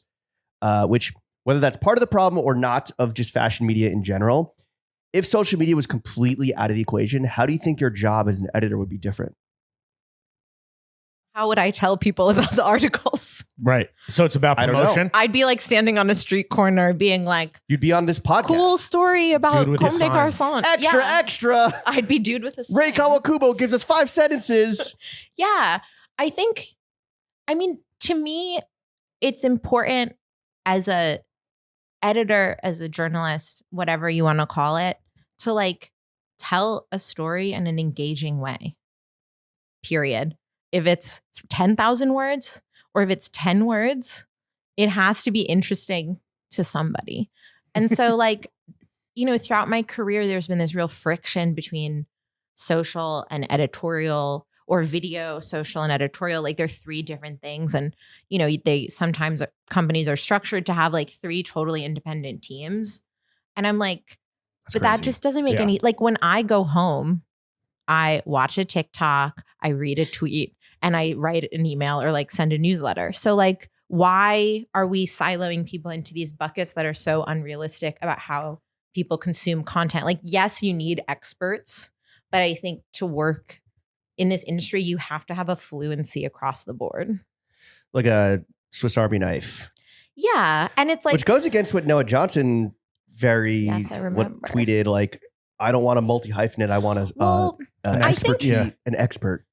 It's like, relax. An assassin. Relax. In one, this happens a lot is you get stuck on the carabiner and then you can't sit up straight. No, I agree with what I interpreted that tweet as That saying, X. which is like, I don't think there's room for generalists that much anymore. Like you have to have a vibe, or you have to have some, like, I'm not a music expert. I'm not a film expert. That's why we have someone who writes about film, you know, but it's like, you should be able to, to tell your story across different channels or to explain to people who are experts how it could work. You know, like I just don't think there's I just don't think it's interesting to me to like write this Rick Owens profile, turn it in and walk away. Like I'm like, it matters to me how it's posted on Instagram. It matters to me like the videos from the dinner at his house. It matters to me because I care about this story so much. And so I should be able to collab with our social team or our video team or whoever to be like, okay, this is what I was thinking. This is the quote that would be good as a quote card. This is what I think is the craziest picture. And also like it sharpens your eye for stories. When you're assigning and identifying stories, are you already thinking about how it plays on socials, like in the inception of the story, or does that come later?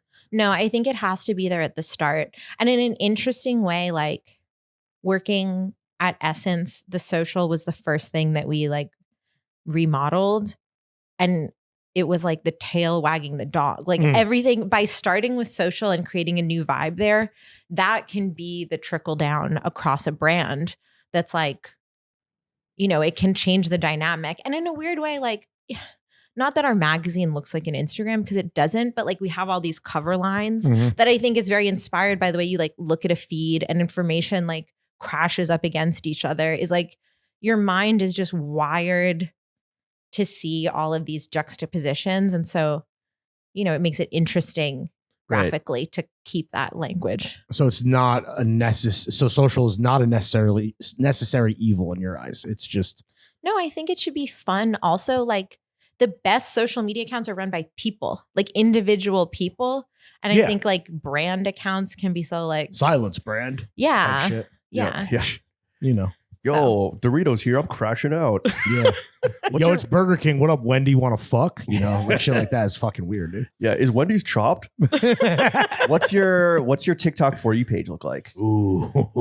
You know, I spent months training it to just be videos of dogs. Okay. Nice. Yeah. And then it's like, I'll go on the ID TikTok to look at fashion or like cool stuff. Okay. And also like everyone's sending me the like relevant fashion TikToks and whatever. Fashion Twitter is a thing. Fashion X is High fashion. Is high Twitter, fashion TikTok a thing? Definitely. Yet? Really? Definitely. I feel like and to the same extent of yes, like authority more. that Twitter has. Yes, more. I think. Wow. It's well researched and not just like. It's well researched, and it's I think we're also in a like menswear bubble, dude. That does not exist in menswear. Because you're just realizing this now. Because the menswear bubble is like no research. It's just like, yo, buy this shit, bro. It's sick. Well, which is so annoying and frustrating. Well, it's like, yo, look at this lookbook. It's the like, thing that's so interesting, like maybe between menswear and womenswear customers. Let's go there. There's this sensitively like menswear shop, like the menswear community that you guys are a part of is really about buying and acquiring. Whereas I do think like a lot of the womenswear fans are about like standum, appreciation, and I enthusiasm. I include myself in that. Like there are brands that I love where I don't want to wear the clothes, but I'm like I want to be an expert. I want to know about it, but like I'm not necessarily buying Yoji, even though I think he's like one of the greatest designers ever. You and Noah Johnson. It could work for me. It's like very in line with how I dress. It's just weird that I don't, honestly. Do you not own any Yoji? But it's also like I went to my first Armani show this season, which is truly the GOAT. No one's arguing that. He answered some DMs in the new issue of ID. It was gotta pick it so up. Great. Giorgio knows how to. Yeah. Well, I think someone showed them to him. They printed out the DMs. I don't know. I don't know that. They faxed it to him. My theory: Giorgio Armani not alive. Yeah. No, I saw him. It is a Weekend at Bernie situation. I saw him with my own eyes. Yeah, I was thinking about like a marionette. Did you see the fishing lines that were? You know? He honestly looked great. I was like, he does look good as fuck. He looks better than I look. He's just tan. Yeah, it's Italian. Like, Italian. He's living that life. Yeah. But like, I was like blown away by the Armani show. I was like, I need to change my whole life and be wearing like little bejeweled pants underneath like beige tunics or whatever. Yeah. But then it's like, I'm never going to dress like that. But I have a level of sort of respect for it. But I feel like in menswear, It's like, if you like it, you have to put it on. It's consumption versus just, I think, like a general enthusiasm or appreciation. And then the learning that comes with the stand-up, I think is how you phrase it, right? So Marissa Meltzer put it really well, I think, that I've repeated often, is that a lot of guys, not all guys, but a lot of guys that maybe recently discovered that fashion is an interest or a hobby of theirs, they treat it like sports, right? And then I was talking with my boy Nathan Pemberton. He's like, the personal style development period has shrunk in the age of Instagram and the internet, where it's like, you don't have to experiment and fuck up. You just like, this, I want that, buy now, gimme, add to cart. So a lot of it is just like acquisition, not self-expression per se. Yeah, and maybe like when we were coming up, it was harder to get stuff anyway. Yeah. So you had to be more of like a fan than a consumer. One, things are still crazy expensive, but two, like the resale market and vintage stores and everything like wasn't then what it is now. Yeah. There's less of a barrier of entry, right? Like, So, okay. So social media, you mentioned how you kind of, that's what you use to like sell what you guys are doing, right? Yeah. It's also its own whether it is channel like whether it's a big story or a small Yeah. story. What, in your opinion, is the most exciting thing happening in fashion right now that you don't think enough people are paying enough attention to? Oh, what a good question. Is it that Giorgio Armani is actually dead? I think fashion right now, and rightfully so, is very consumed with this kind of like creative director shuffle that is happening. So fucking Everybody's annoying. going Yeah. to a the different coaching brand. carousel. Yeah, it's like every day they're like, It's so high so-and-so is school. the new this, It's goss. which is like, Everyone loves hot goss. it's hot goss. It reflects like something about the industry that's like, it's a little unstable. We're in a recession. Everyone's trying to figure out how to make money when maybe there's like, the like gold rush is over. And so I think like being obsessed with it is very valid. But I think in a way, like it's all happening over here. And over here, like so many thriving independent brands who have cool ideas about getting dressed or new styles that I'm like, we're all talking so much about like Loewe or whatever, like whatever brand is changing creative directors on this certain day. And it consumes so much coverage. I'm like, but what about all of these people who have built these like amazing businesses, who have devoted customers, and who have like something really to say aesthetically? Like, I just don't want the clothes to be the afterthought to sort of like the castle politics. Right. Is the fact though that it's just like, hey, these guys are doing great things consistently. You haven't like, there's no new story there per se. I mean, which is not a bad thing. Probably, but I also think it's like there's always a story. Really? You know what I mean? Yeah, I think you just have to go and like Stories, there's no story. pick a little bit, pick some of the layers off the onion. You know what I mean? Like, So are we missing the forest for the trees then, kind of? If we're so focused on the shuffle, I think that we're missing personal think style and a getting little bit, dressed? like, so many of the brands that we like, that like menswear people like, that millennial women like, just like don't get that much mainstream fashion headlines. coverage. Shout out Reformation for real. Yeah, Brandy Melville's You'll fly me out to up-and-coming, fly me out to Coachella Reformation for that $500 gift card you offered. But like I always think about how like What? You get that email? Wait, for a $500 gift card. I could have gone to Coachella for a $500 gift card for Reformation. Are you kidding me? But I think you had to post like 6 reels or something. Easy, dude. That pays for You would, itself. like love this No, Lady but Gaga set. But 2 years ago, there's the Reformation House Yeah. disaster where like all these influencers got stranded in the desert Yeah. or some shit, and they all like got I don't know. Oh, when it was like the Yeah, flood yeah, or yeah. whatever, or like Yes. No, they're all Wasn't- stranded That at was Burning Man. Neon That Carnival. was Burning Man. No. right? They all got stranded. Oh, at, They all got the flows at Burning Man. They all got Yeah. stranded at Neon Carnival because they didn't understand like the shittiness of once again. I wish they all could die. Rude. I kid. But Burn us yeah, ours. there's just like a lot of cool stuff happening in fashion and a lot of cool designers. And it's like you could walk through Dover Street Market, Paris, and discover like 100 cool things that nobody is writing about except for like our favorite newsletters or like really independent magazines, because it's like, Mhm.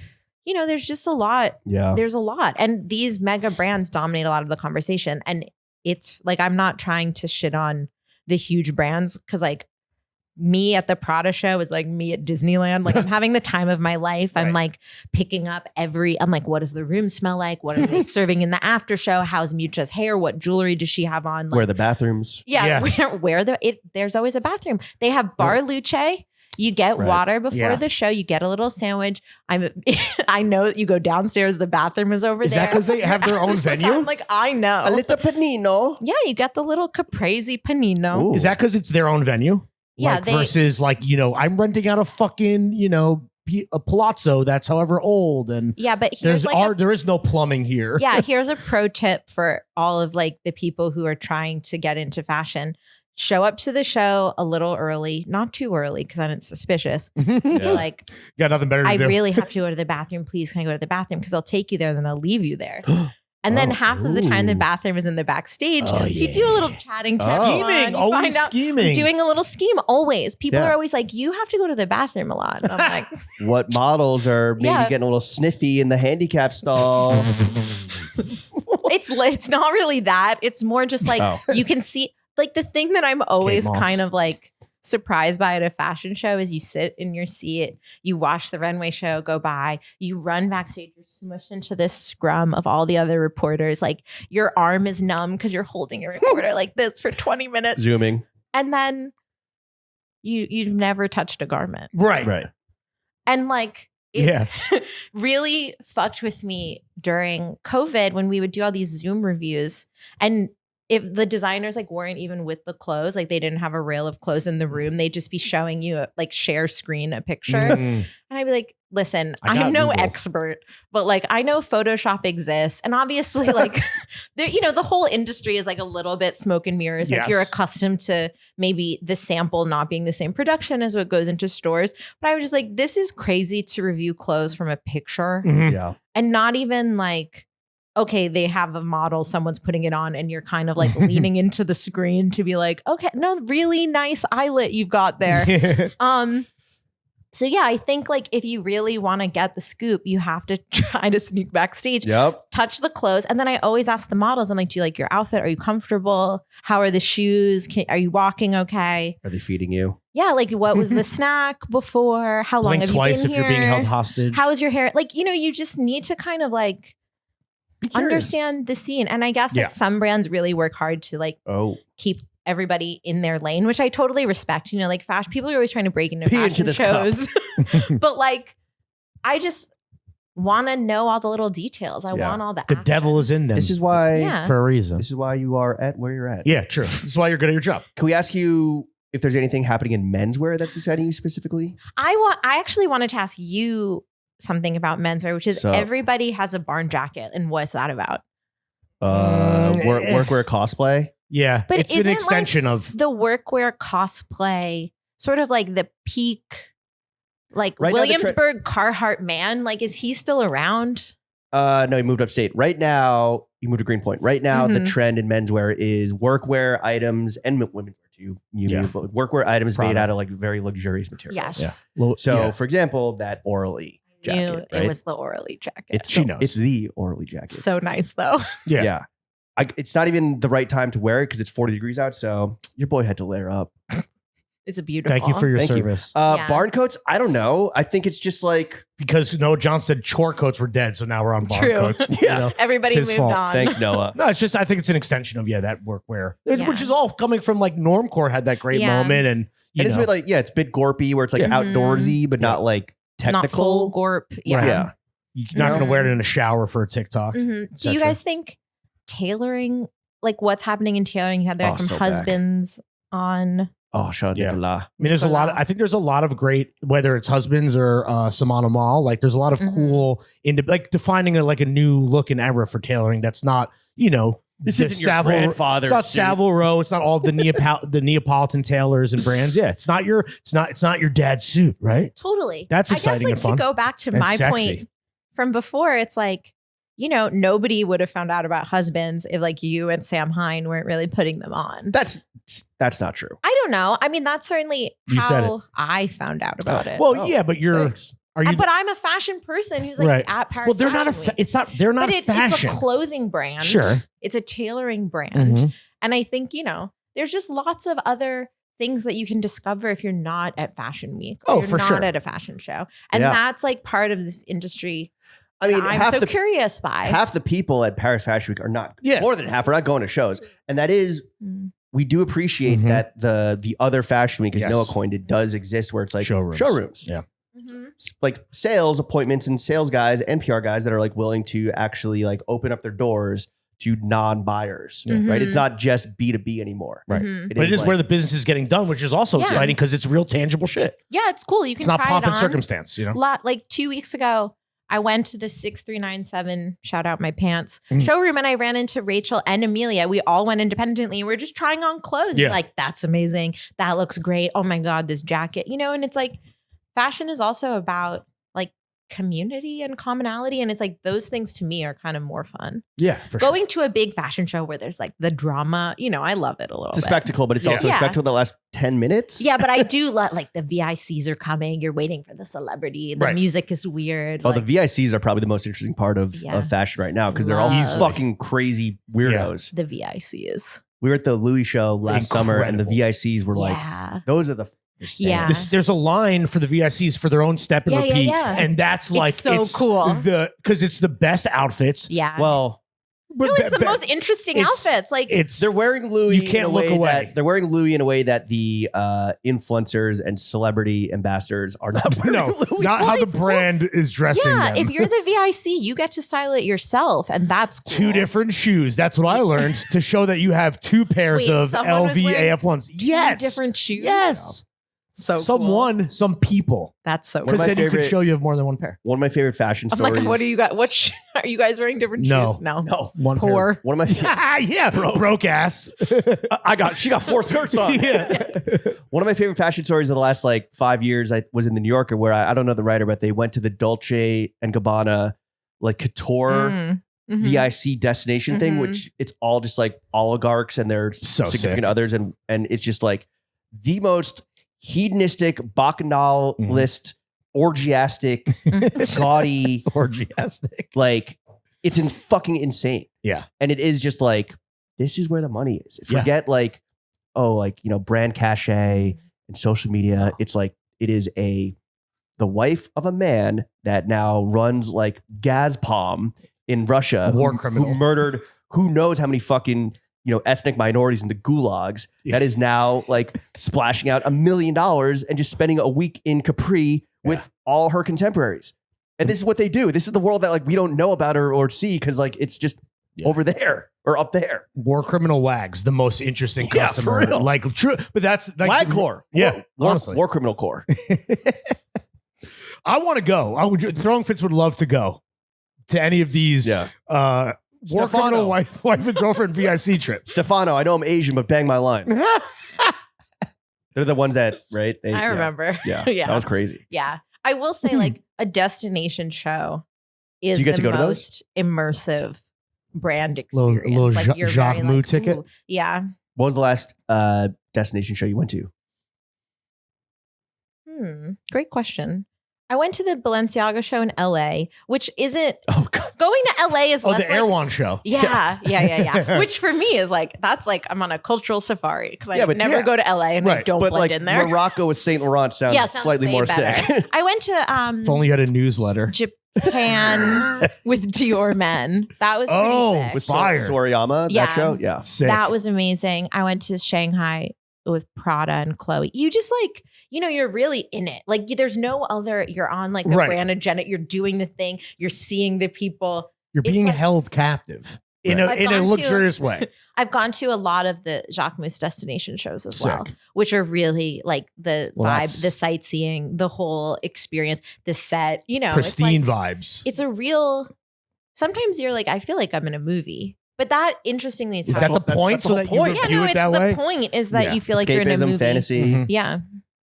But I like to see where there's a little crack. I'm like, is it all You're, working? you're scheming for Mm. cracks. She's scheming for crack in Shanghai. Aw. She's fiending for crack. There's always like a little something, that little behind the scenes. Oh, for sure. Like the paint, little, Potemkin Village vibes. How'd they get everyone here, Money. They paid for them. I Yeah. know. Money, honey. What? No, I'm just like, It's a I mean, lot of money. you didn't pay for your own travel and accommodation. No. I know, but it's like a behemoth. It's better. It just gives you a different view of what the brand wants to say than you could ever get at Fashion Week because they have to be on the calendar with everybody else. So when they are in complete control of the world building, Yeah. That's why they do it. tells Yeah? you more. Yeah, no, that's totally why they do it. They flew economy. Poor. Is that the future? All these like specific. I feel like I'm seeing it a lot more. Not in the recession, like insane. not in Well, the world that we're about to live in, or we but luxury currently survives. You live know. in now. But I do think it became when you can control the whole narrative. Like Soup to brands nuts. love it. Yeah. You know, Who do you think does that the best?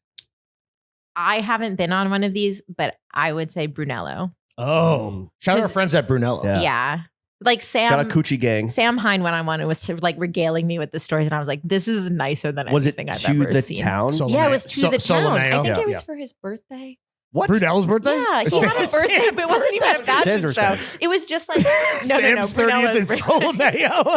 It was Brunello, but you know, it's just Yeah. like the level of.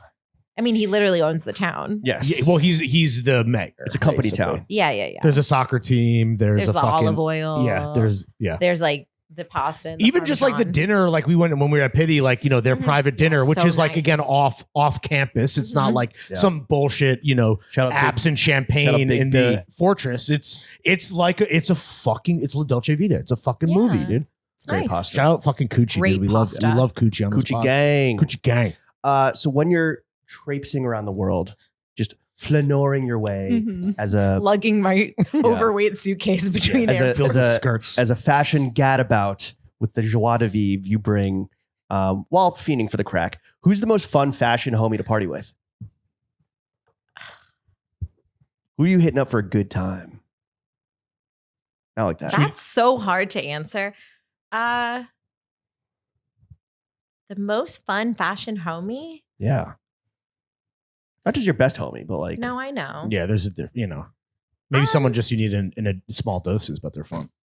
yeah, maybe you I'm a bump big- into them. And I like the GQ parties. Okay. I'll say Wouldn't know. Yeah. Oh, you're not. Wait, you like the GQ parties, but the GQ ones homies? at Men's Fashion Week. It's like everybody goes. Like I'd like to be at a party where everybody's there and it's crowded and it's kind of chaotic and like.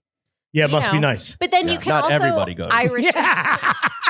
or everyone Okay, but everyone but podcasters. my two best friends on the only podcast that matters. Yo, what's up with ID parties? Where are invites? at? yeah, honestly, we were complaining about this. One of us was complaining really about had this. one in New The York fact yet. that like we are seeing Robbie at Rafts and we didn't even get invited, and you, come on, what the fuck? I'm sorry. It's all I want good. some It's artichokes. I got Who's doing you. the I got PR? you t-shirts. Thank you. Yes. So then that was an awesome gift, and I will be wearing that to Yeah. look cool. But like, who's the PR company? It was just a very small dinner. Like, don't give me that. All right, Rafts is small. I didn't even get to bring my fiance. So Well, yeah, no. Yeah, because ones. he's on a podcast. no plus ones because you want people to get fucked up and party. yeah. Well, okay. Next party in New York, you guys were there. Thank you. But who is the most fun Yes, fashion homie to sorry. party with? It will be us when we do eventually get to things. hang out. Yeah. but- Yeah. I don't know. I do really like hang out with Sam because Sam goes to everything, so you can kind of just go Right. Like, be ride- his plus one. Yeah, be his plus one, ride his coattails a little bit to His all husband's coattails. the fun, to all the little fun parties. And it's like also like when I started doing like the circuit, I was working at Vogue and I was doing so many reviews every day that I never went to a fashion party. Like I would get home from the last show, sit in my hotel room and write for 3 to 6 hours. That's So, like, incredible. Not fun. I mean, I thought it was fun, different but kind of fun. I never really was out and about, so I missed like what probably were my best partying years. Oh, so now your prime. my prime. So now You're I sitting like on to the do bench just a like little Jordan Love. bopping around to a little bit of everything and be like in bed by midnight. Yeah. Oh, that's little sampler Yeah, platter. just Yeah, The poo-poo- that's a mature way to party. the poo-poo Yeah. platter. Yeah. yeah. One drink at each. Yeah, function. one Yeah. drink at each, and then you're done. And You hit it's, 12 functions. You're fine. Yeah, you're You know? great. and you a baker's- stumble home. A baker's dozen of functions, Yeah. Yeah. and then you're good. Mm-hmm. Steph, what's your media diet? What do you like to read and consume and look at? I'm very like my media diet, despite the fact that I'm still like TikTok, Instagram, whatever. Like I still like wake up is like New York Times, BBC, BOF, WWD. Like I need to like read all the trades Mad before I can. acronyms. Yeah. Your Bad trade. letters and Your shit. trade. Yeah. New York Magazine, I love. I check New York Magazine like the most, I think. The cut. The cut The specifically. Cut, Vulture, I love like the whole thing. Because I also just like, the more, this is so Has the emo, but I'm like, the more you are traveling around the rest of the world, the more I miss New York. So sometimes when I'm Wow. abroad, I'll be like, Wow. what's going on She said it. Curbed? You know? Damn, dude. What's on Eater's heat map? Yeah. I'm like, what's everybody eating in New York? Like, what martini is good? Oh God, are we still doing filthy? Yeah, exactly. Let's fucking stop with that. By the way, what's your martini order? Filthy. Filthy. Really? But That's a vodka. Dirty little slutty. Yeah, wait. filthy. I thought, isn't vodka the standard for dirty? No? I don't know. I don't know what people are doing. I love That's just why we like need the Cut. filthy And Vulture. olives, Mm. like briny, like Blue cheese olives? mm, Thank you. Shrimp No. cocktail garnish. No. I don't like too much. I still want it Bacon. to have this sort of like Chicken wing. foundational Pub Bloody Mary. martini. It should still be a spirit. a Because beverage. the point of ordering a martini is you want to feel a little chicer than you are. Right. So Sure. you can't be putting in It's aspirational. like a blue cheese or a shrimp Right, cocktail. right. That's for your Bloody Mary. That's Yeah. for poor people. That's for like my That's when you had too many martinis the night prior. before. Yes. Yeah, Mhm. your drink shouldn't be a meal unless you're at Dallas BBQ having like Oh, Yeah. with a fucking upside down the beer upside and the down frozen Corona pina colada and a Hell bunch yeah. of A snacks. in Corona it. Bulldog. Yeah. Yeah, that what I it's called? love. I Yeah, had a birthday nice. party there. Oh, the best. There was no food. It was just everybody got these on 23rd bowls. Street or the one on Second The Avenue that one shut on down. Second Did Avenue you- that shut the down. last- Big RIP. Did you learn that from Rachel? Because she had a birthday party there, which was the most recent time. This is many years ago, but I she's didn't. also, or she held something there. That was I like, why are didn't, we but doing I'm this? just a fan of like a fun restaurant. Oh, sure. You know, Yeah. Yeah. like yeah. I love the Cheesecake Factory. Who doesn't? What's your order there?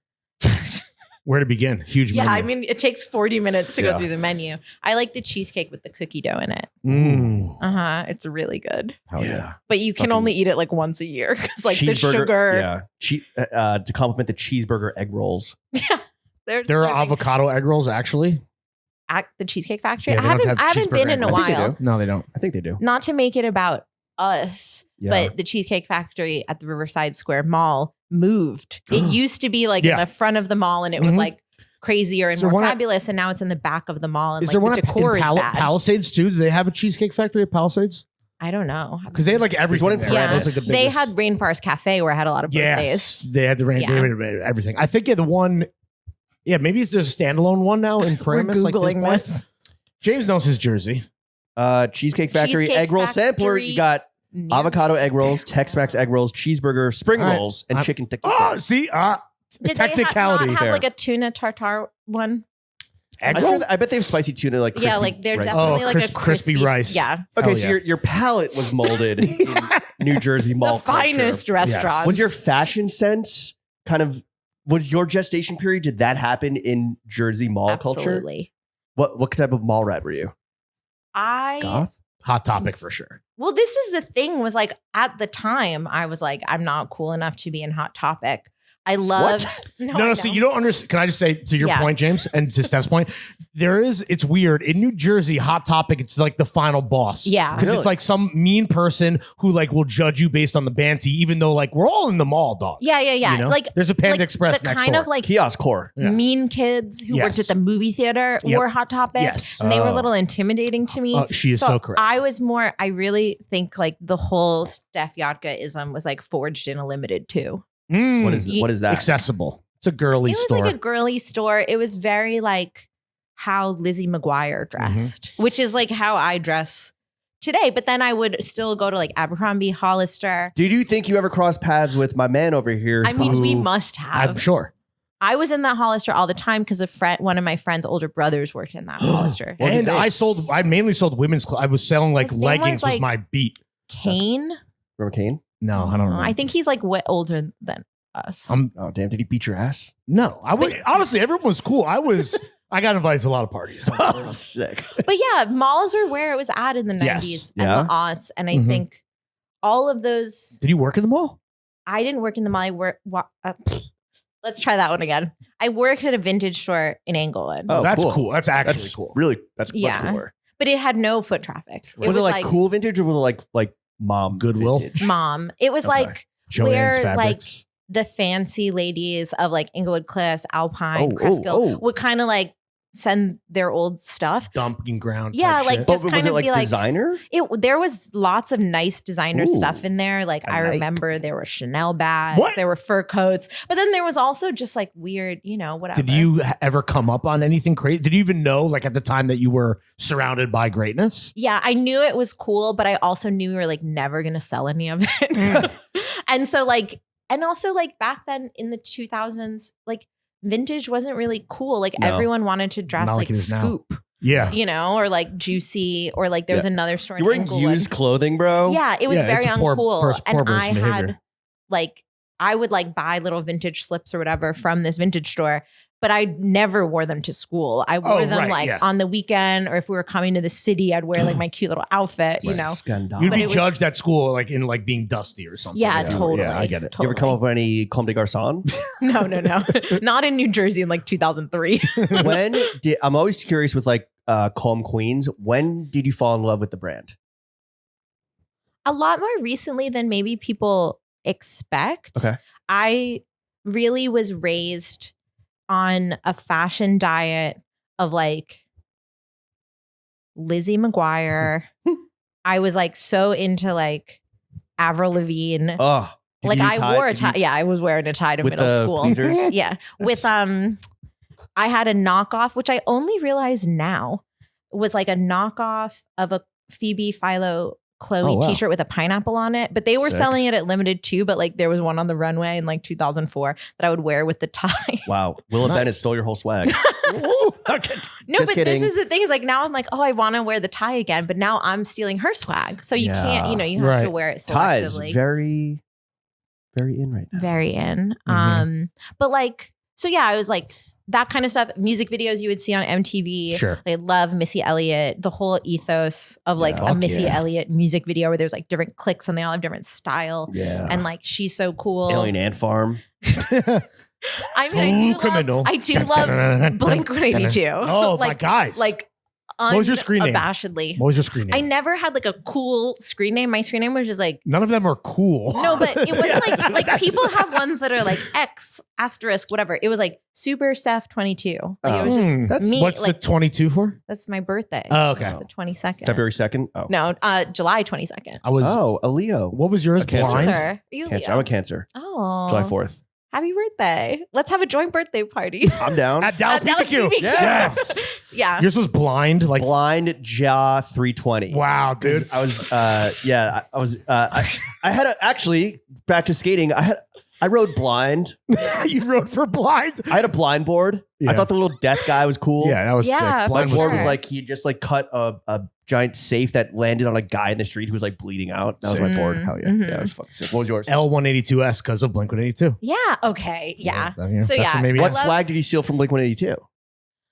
Just like Like leather cuffs with spikes and shit. that wasn't. See, They had that's that. not. That's not Blink. No, dude. They had That's that. not They had Blink. That. That's They not- had that. I had Bro, I had that's the not Blink. studded. That's not Here's the Blink. thing. Even though I was too scared to go into the Hot Topic, I had the studded belt in every color. And you still know? kind of do. Yeah, and Yeah. I still kind of do. But also like so like concurrent with all of this kind of like emo, alt, pop punk, MTV music video stuff that was happening in New Jersey at the time, as Lawrence can attest. Mhm. I also was obsessed with fashion in a way that it was like really the era of like Mark by Marc Jacobs, Anna Yeah. Sui, Betsy Johnson. Like I was a Yeah. huge Betsy Johnson Yeah. head. Like we would drive to the city to go to the sample sales. I would make my mom take Anno me. girls. Mhm. Yeah. The Anna Sui store, like they had, it was also a great era for stuff. Like all of these stores, even though they were highbrow designer stores, had kind of these displays by the entrance where they'd have like keychains and hair clips and scrunchies and pens, which is like Yeah. still- Tchotchkes. Bag charms. Tchotchkes. Look at the bag my charms you got key going ring on. is from the Mark by Marc Jacobs store in 2004. That's that fire. still has my keys on it. Why? Like, Why did things get so since exclusionary? then.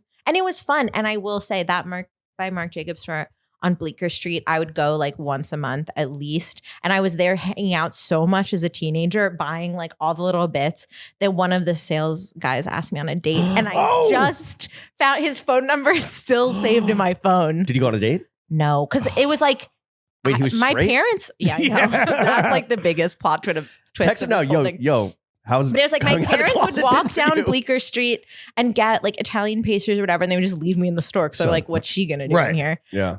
Free baby And Get he, hit like- on by the sales associate. Yeah, By some gave gay me guy. his number, literally. Hit on by and some in the was closet gay guy. texting What was his me. screen name? And later that night, he I was like like, dick. "What are you up to now? I'm Whoa. in Brooklyn," and I was like, Whoa. "I'm in New Jersey, where I live." Yo, I'm at this Vice party. Yeah, Like, it was really that. I'm on North 4th Street. Damn, he might have been. I mean, if he was in Brooklyn back then, he's fucking cool partier, dude. Yeah, I mean, It was Shane Smith. It was Gavin McGinnis. No, You were almost a proud girl. but so yeah, I was really into like there were so many fashion brands that were Right. kind of like accessible to teenagers or What- teenagers what we happened? obsessed with. Teenagers started wanting to dress like adults, Mm. which was interesting because I remember like interviewing the costume designer for Mean Girls at one point, and you know, you can kind of see like a marked shift between there was a time where like in the late 90s, the coolest person you could look like was a skateboarder or Mhm. like someone related to a skateboarder or like a girl who would wear like a lot of clothes and patterns and like had a lot of crap. And then all of a sudden there was like an early 2000s clean girl aesthetic where it was like you just want to look like a little grown up. That's what the costume designer of Mean Ah. Girls was saying, was like, we noticed that teenagers just want to look like little adults. Like they're wearing peep toe shoes. They have like the Louis Vuitton Murakami bag. Yeah. They have like the hair like blow dried in a way that, you know, it wasn't cool to be a kid anymore. And I Bummer. think that still Damn. like really holds true today with like, The day the music died. Yeah, but like for you real. still see it today. Like so many brands that are marketed to young people are like adult clothes. And then there's this whole like beauty boom with Sephora. And now it's all like overrun by teens who Yeah. are using like anti-aging serums and they're like 12. And so, you know, It's I never just too think early. Yeah. it's cool. Get on Ozempic now, girls. It's cool to be young. It's cool to be like a weird. Right, you should embrace the don't. You're gonna Yeah. have your whole life. Like, Give your whole life to be an adult. Yeah, I would exactly. murder 500 teenagers to be one again. No, it's just Mhm. kidding. No, That was- but, that was like- fucking crazy. It's the best. Yeah. Being young and having no young responsibilities is the sucked. best. Well, I know, but it's- you think it sucks. It's but you're rose still kinda like- colored lenses looking Yeah. back. You don't Yeah. know what you got till it's gone. They paved Well- paradise and they put up a fucking mall. I know. And In we were Jersey. hanging out in it. Yeah, and we're having the best. Well, while you were Yeah. hanging out at Marc Jacobs and your parents were walking down Bleecker Street on their Sex and the City tour, whatever, I want to ask about your dad. Right? Oh, my How- style icon. What's his name? Walt. How did Walt, your father, become a fashion runway sensation who's giving Alex Consani a run for her money? And does he also speak with a black accent?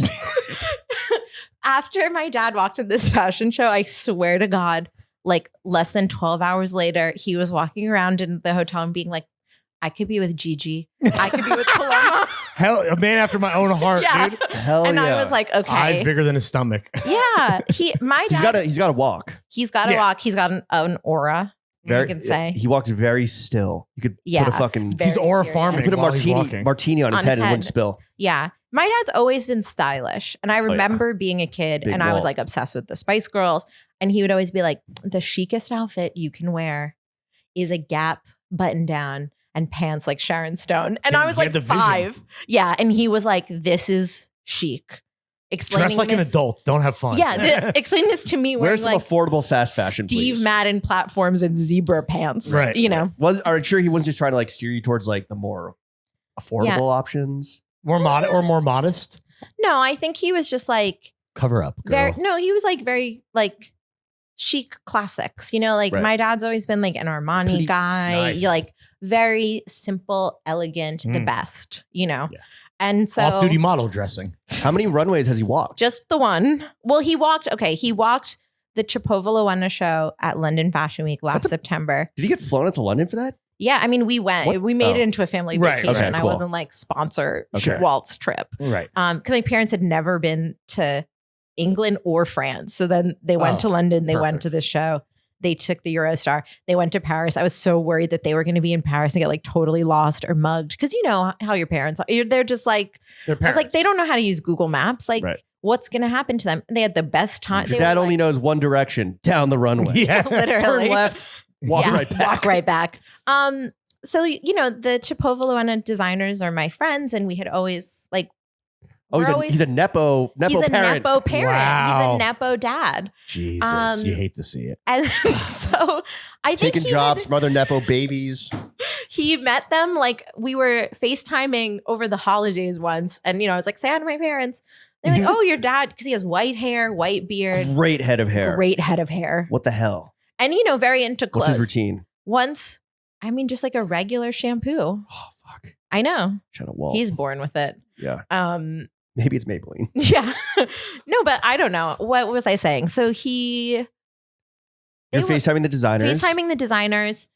They were like, whoa, your dad has such like a vibe. And I will say, like, So much aura. I'm very lucky to have always had parents that were like supportive of my interests. Like they knew I was into fashion. My mom got a WWD subscription in like 2000. Damn. Shout out white So that- liberal parents. Yeah. Yeah. Like they would drive me to the city. My parents would let me like skip school if I wanted to go to the Whoa, Met. Like I'd be bad like, I want to girl. go see the Costume Institute. And they'd be like, we'll drive you. Or Incredible. like, I want to go to this store. Like they were very supportive. So as I actually like, Skipping school. yeah, no, seriously. Because That's they were awesome. like, you They're can't learn investing in your everything in a future. book, It's Nope. like, you gotta. Fuck books. Listen to podcasts. I agree. I also just want to caveat this with like, I was a real nerd. Oh, okay. So you're doing well in school. So they're like, they were like, if you want to field trip. take one Friday a month and kind of like cut school Whoa. and go do something, it's okay. Yeah.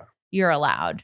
fire. Hard Knock University. They were investing in your future. Yeah. And it paid off. So, but then as I got successful or more in the fashion industry, they like cared more about designers and brands and, like read all my articles. My dad literally like prints them out.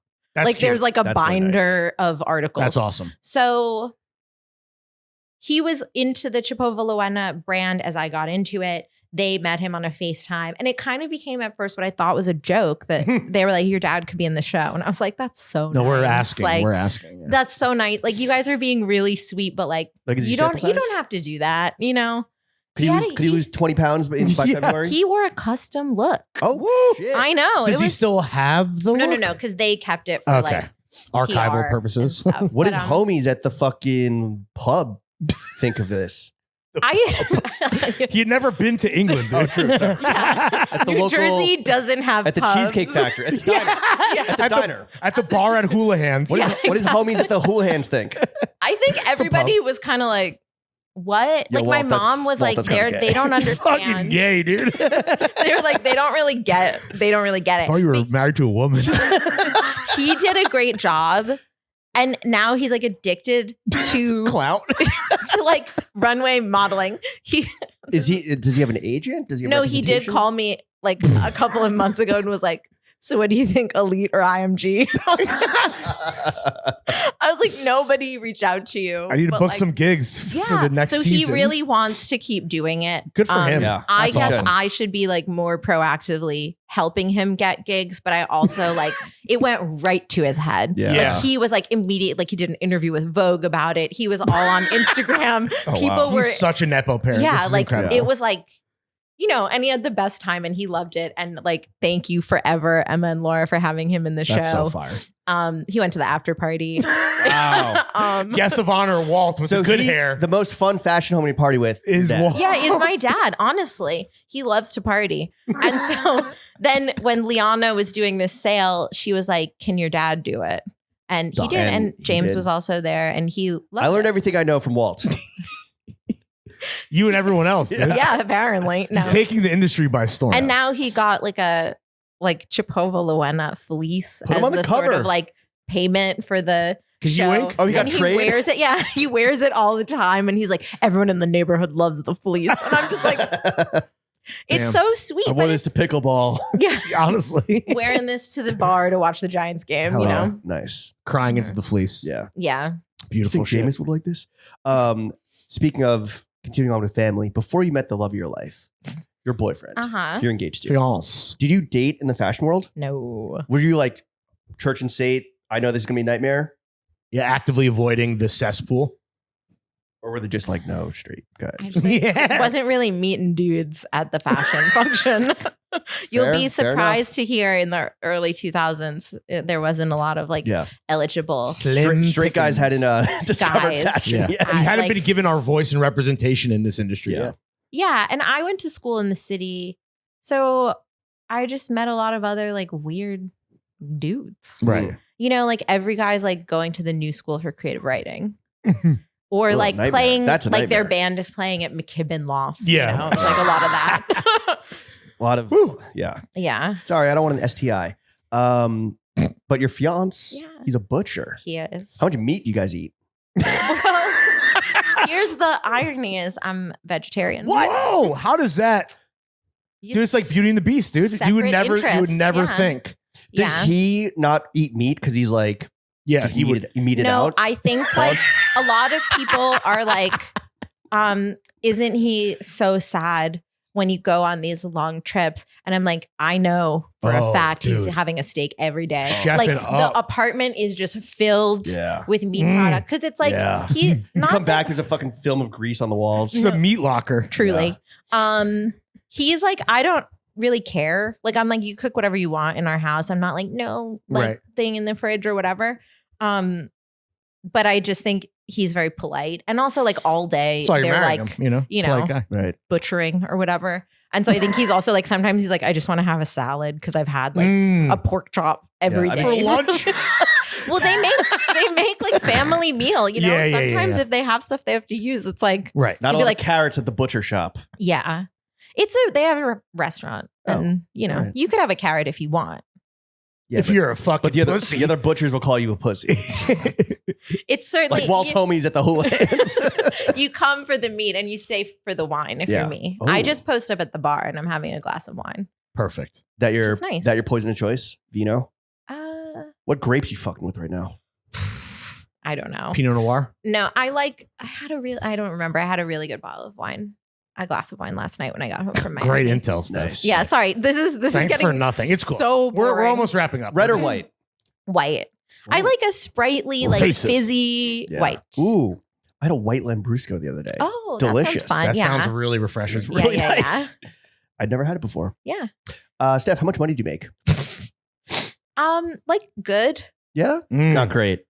Good. I feel like Are you Not- making? not to get to like the emotional part of this, but like oh, here we go. I'm like like I made all my money myself. And that Ooh. rocks. You know Yeah. what I mean? Like I came from a Fuck working yeah. class family. My job Your dad is was a my famous income. model. Okay, Yeah. relax. Yeah. But you know, like I'm proud when I started out and I made that $25 Right. on that fashionista article. I you was saw like, that check framed, like I did it. She cashed You it. know, like I was like, I'm a millionaire. Right. And Yep. so, You're self-made, is what you're saying. yeah, I'm happy. I could always make more money. Right. But you've And I come a long think- way, is what you're Yeah, saying. and I think if when's I your next performance review? grinded harder, I could make more money. 'Cause No, all you're of- grinding. I'm grinding enough. hard, but it is. I'm really learning. 40 days abroad. I'm really. It's about all the other little things. You know, you do a little spawn, you do a little campaign, you do a little. What are your you know. perks like as the global fashion director, Editorial director. at ID? They're pretty It's a good. mouthful. I Yeah. have, you know, Free gear.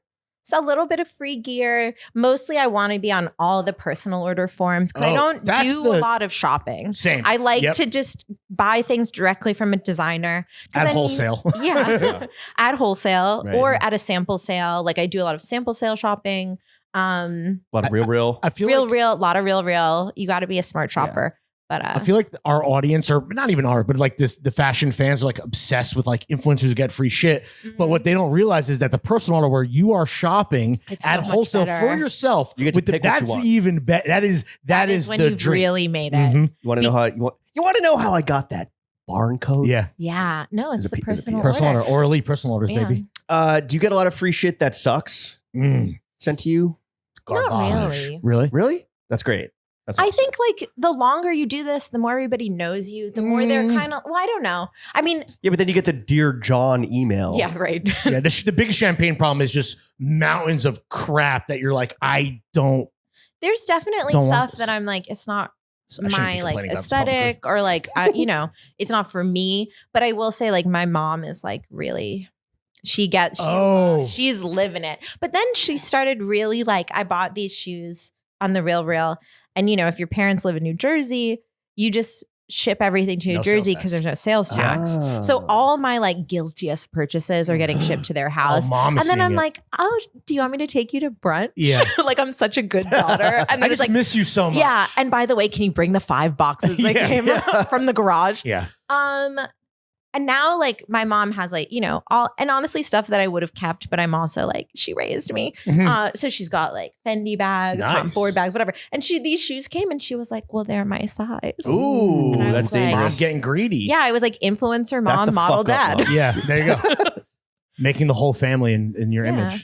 Besides making personal orders on clothing and your dog and your wine and your vegetables, what do you like to spend your money on? Vacations. Ooh. Where are we? What was your last best vacation? Last great vacation? Mhm.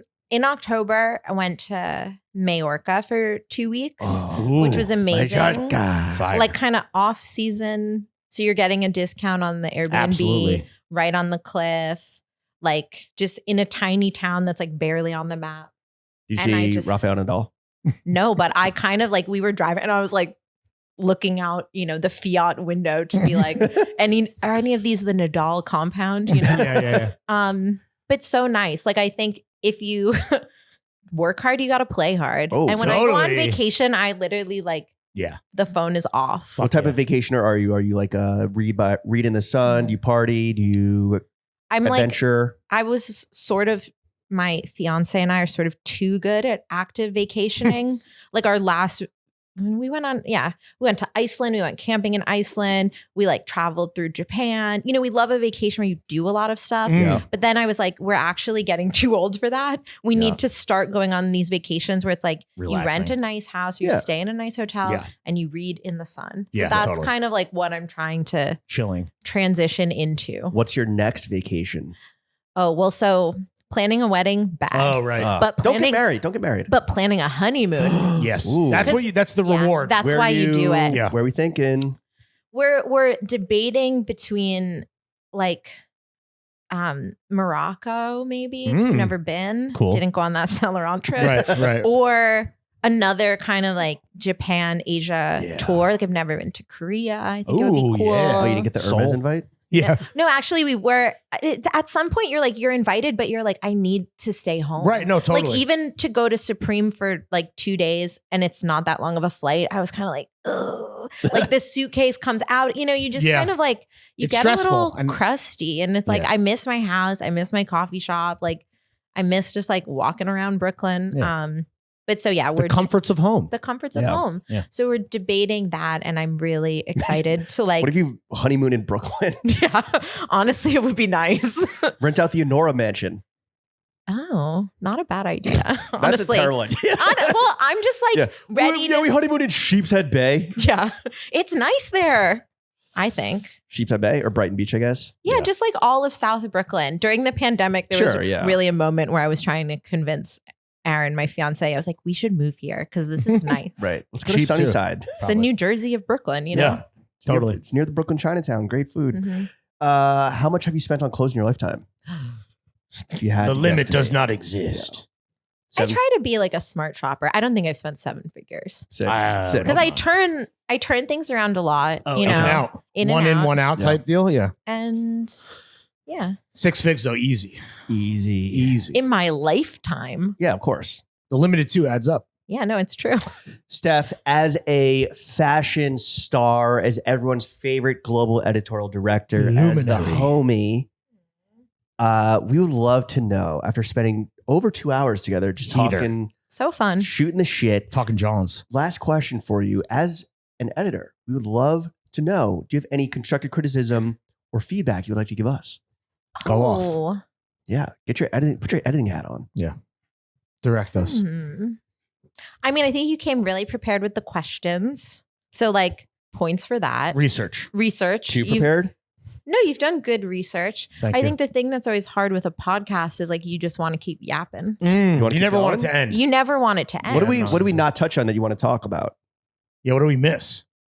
No, we hit a lot of good points. Yeah, we talked hit a about lot of good points. I'm like, actually don't know about anything else. We have all the questions so that there's never a lull. There's never lull. a downer. Like, because we could be riffing and yapping, but like, I want to hear more about Walt. yeah. Yeah. Well, can Walt come on the show? Is he available? He would. I don't know if he's like he would busy be, like, walking. so honored to meet you guys. I mean, Right, he if was you like ask with loved meeting James. Oh, I'm sure. Oh, You guys have quick Yeah. friends? Yeah. Quick friends. Yeah. Yeah. I asked him, I was like, bro, any fucking tips from an experienced Nepo dad, famous model? Yeah. Well, your walk was very unique. Yes, it The was. Balenciaga walk. Yeah. Yeah. I very, believe, yeah. almost like, getting into the character. It was territory. troll-like, Yeah. I would say. Yeah. In a positive way. But no, I think you guys do a great job. I love you. listening to the pod. Thank you. Yeah. Clip I'm a it. big fan. I listen Clip to it. Lori Hirschleifer. Oh, the best. Yesterday. Queen. Queen. Goat. Absolute goat. Have you Yeah. ever met her? Or have you been to her? I've been to the store. I love the store because Aaron's from Long It's so Island. much By fun. there. So it was like, you come to my house, we're going to Garden State or Right. Riverside Square. You go to Aaron's house, we're going to Hirschleifer's and Americana. Clearly, his profession of being a professional meat slinger has not rubbed off on you necessarily because you're a Mhm. vegetarian. Have you and your fashion sense rubbed off on him? Yeah, what does he wear? I get him stuff. Oh, yeah? Yeah. Ooh, that's fun. he's Playing like, dress up. he's getting into it in a way, but I do think like we both have a healthy respect for each other's jobs. It's like, I don't need to get too in the Yeah. weeds, you Right. know, like I don't need to Boundaries. know like everything. And he's like, I don't need to know all this stuff, which I think is like important For in sure. a relationship is you kind of need to be able to like, What brands does he like? Like if we were well, I mean, what's he as into? as a butcher, he's like head to toe Carhartt. Oh, right, because he 'Cause it's actually like- is working. Yeah. Yeah. He's working. He's Does he have a doing- barn coat made from? No, but he needs like, I was like, that's why Get I'm an asking Orly about joint. this jacket. It's too nice. Yeah. it's- Can't be cutting up meat in that. Yeah. bad Does he boy. come home look like splattered in blood and does it kind of look sick? To be honest, He will change at work before he comes Oh. home because it's How like, respectful. yeah. But I think like him and all of his colleagues do because it's like the situation Yeah. is bad, but he'll bring the dirty clothes home and then our dog is kind of like, Oh, oh, Treat. yeah. blood core. I'm like right to the laundromat Yeah. with that's that. that's a trend for you. He's got some drees. He's into drees. Mm. He, you know, someone we didn't talk about, but we love Angelo Arusha from 4S Designs. Oh, shout out Angelo. We have a lot of 4S designs. Nice. He was wearing it this morning. Sick. He loves like all of Kiko's like pants and shirts and jackets. I think like Good Kiko, good style icon. Like Mhm.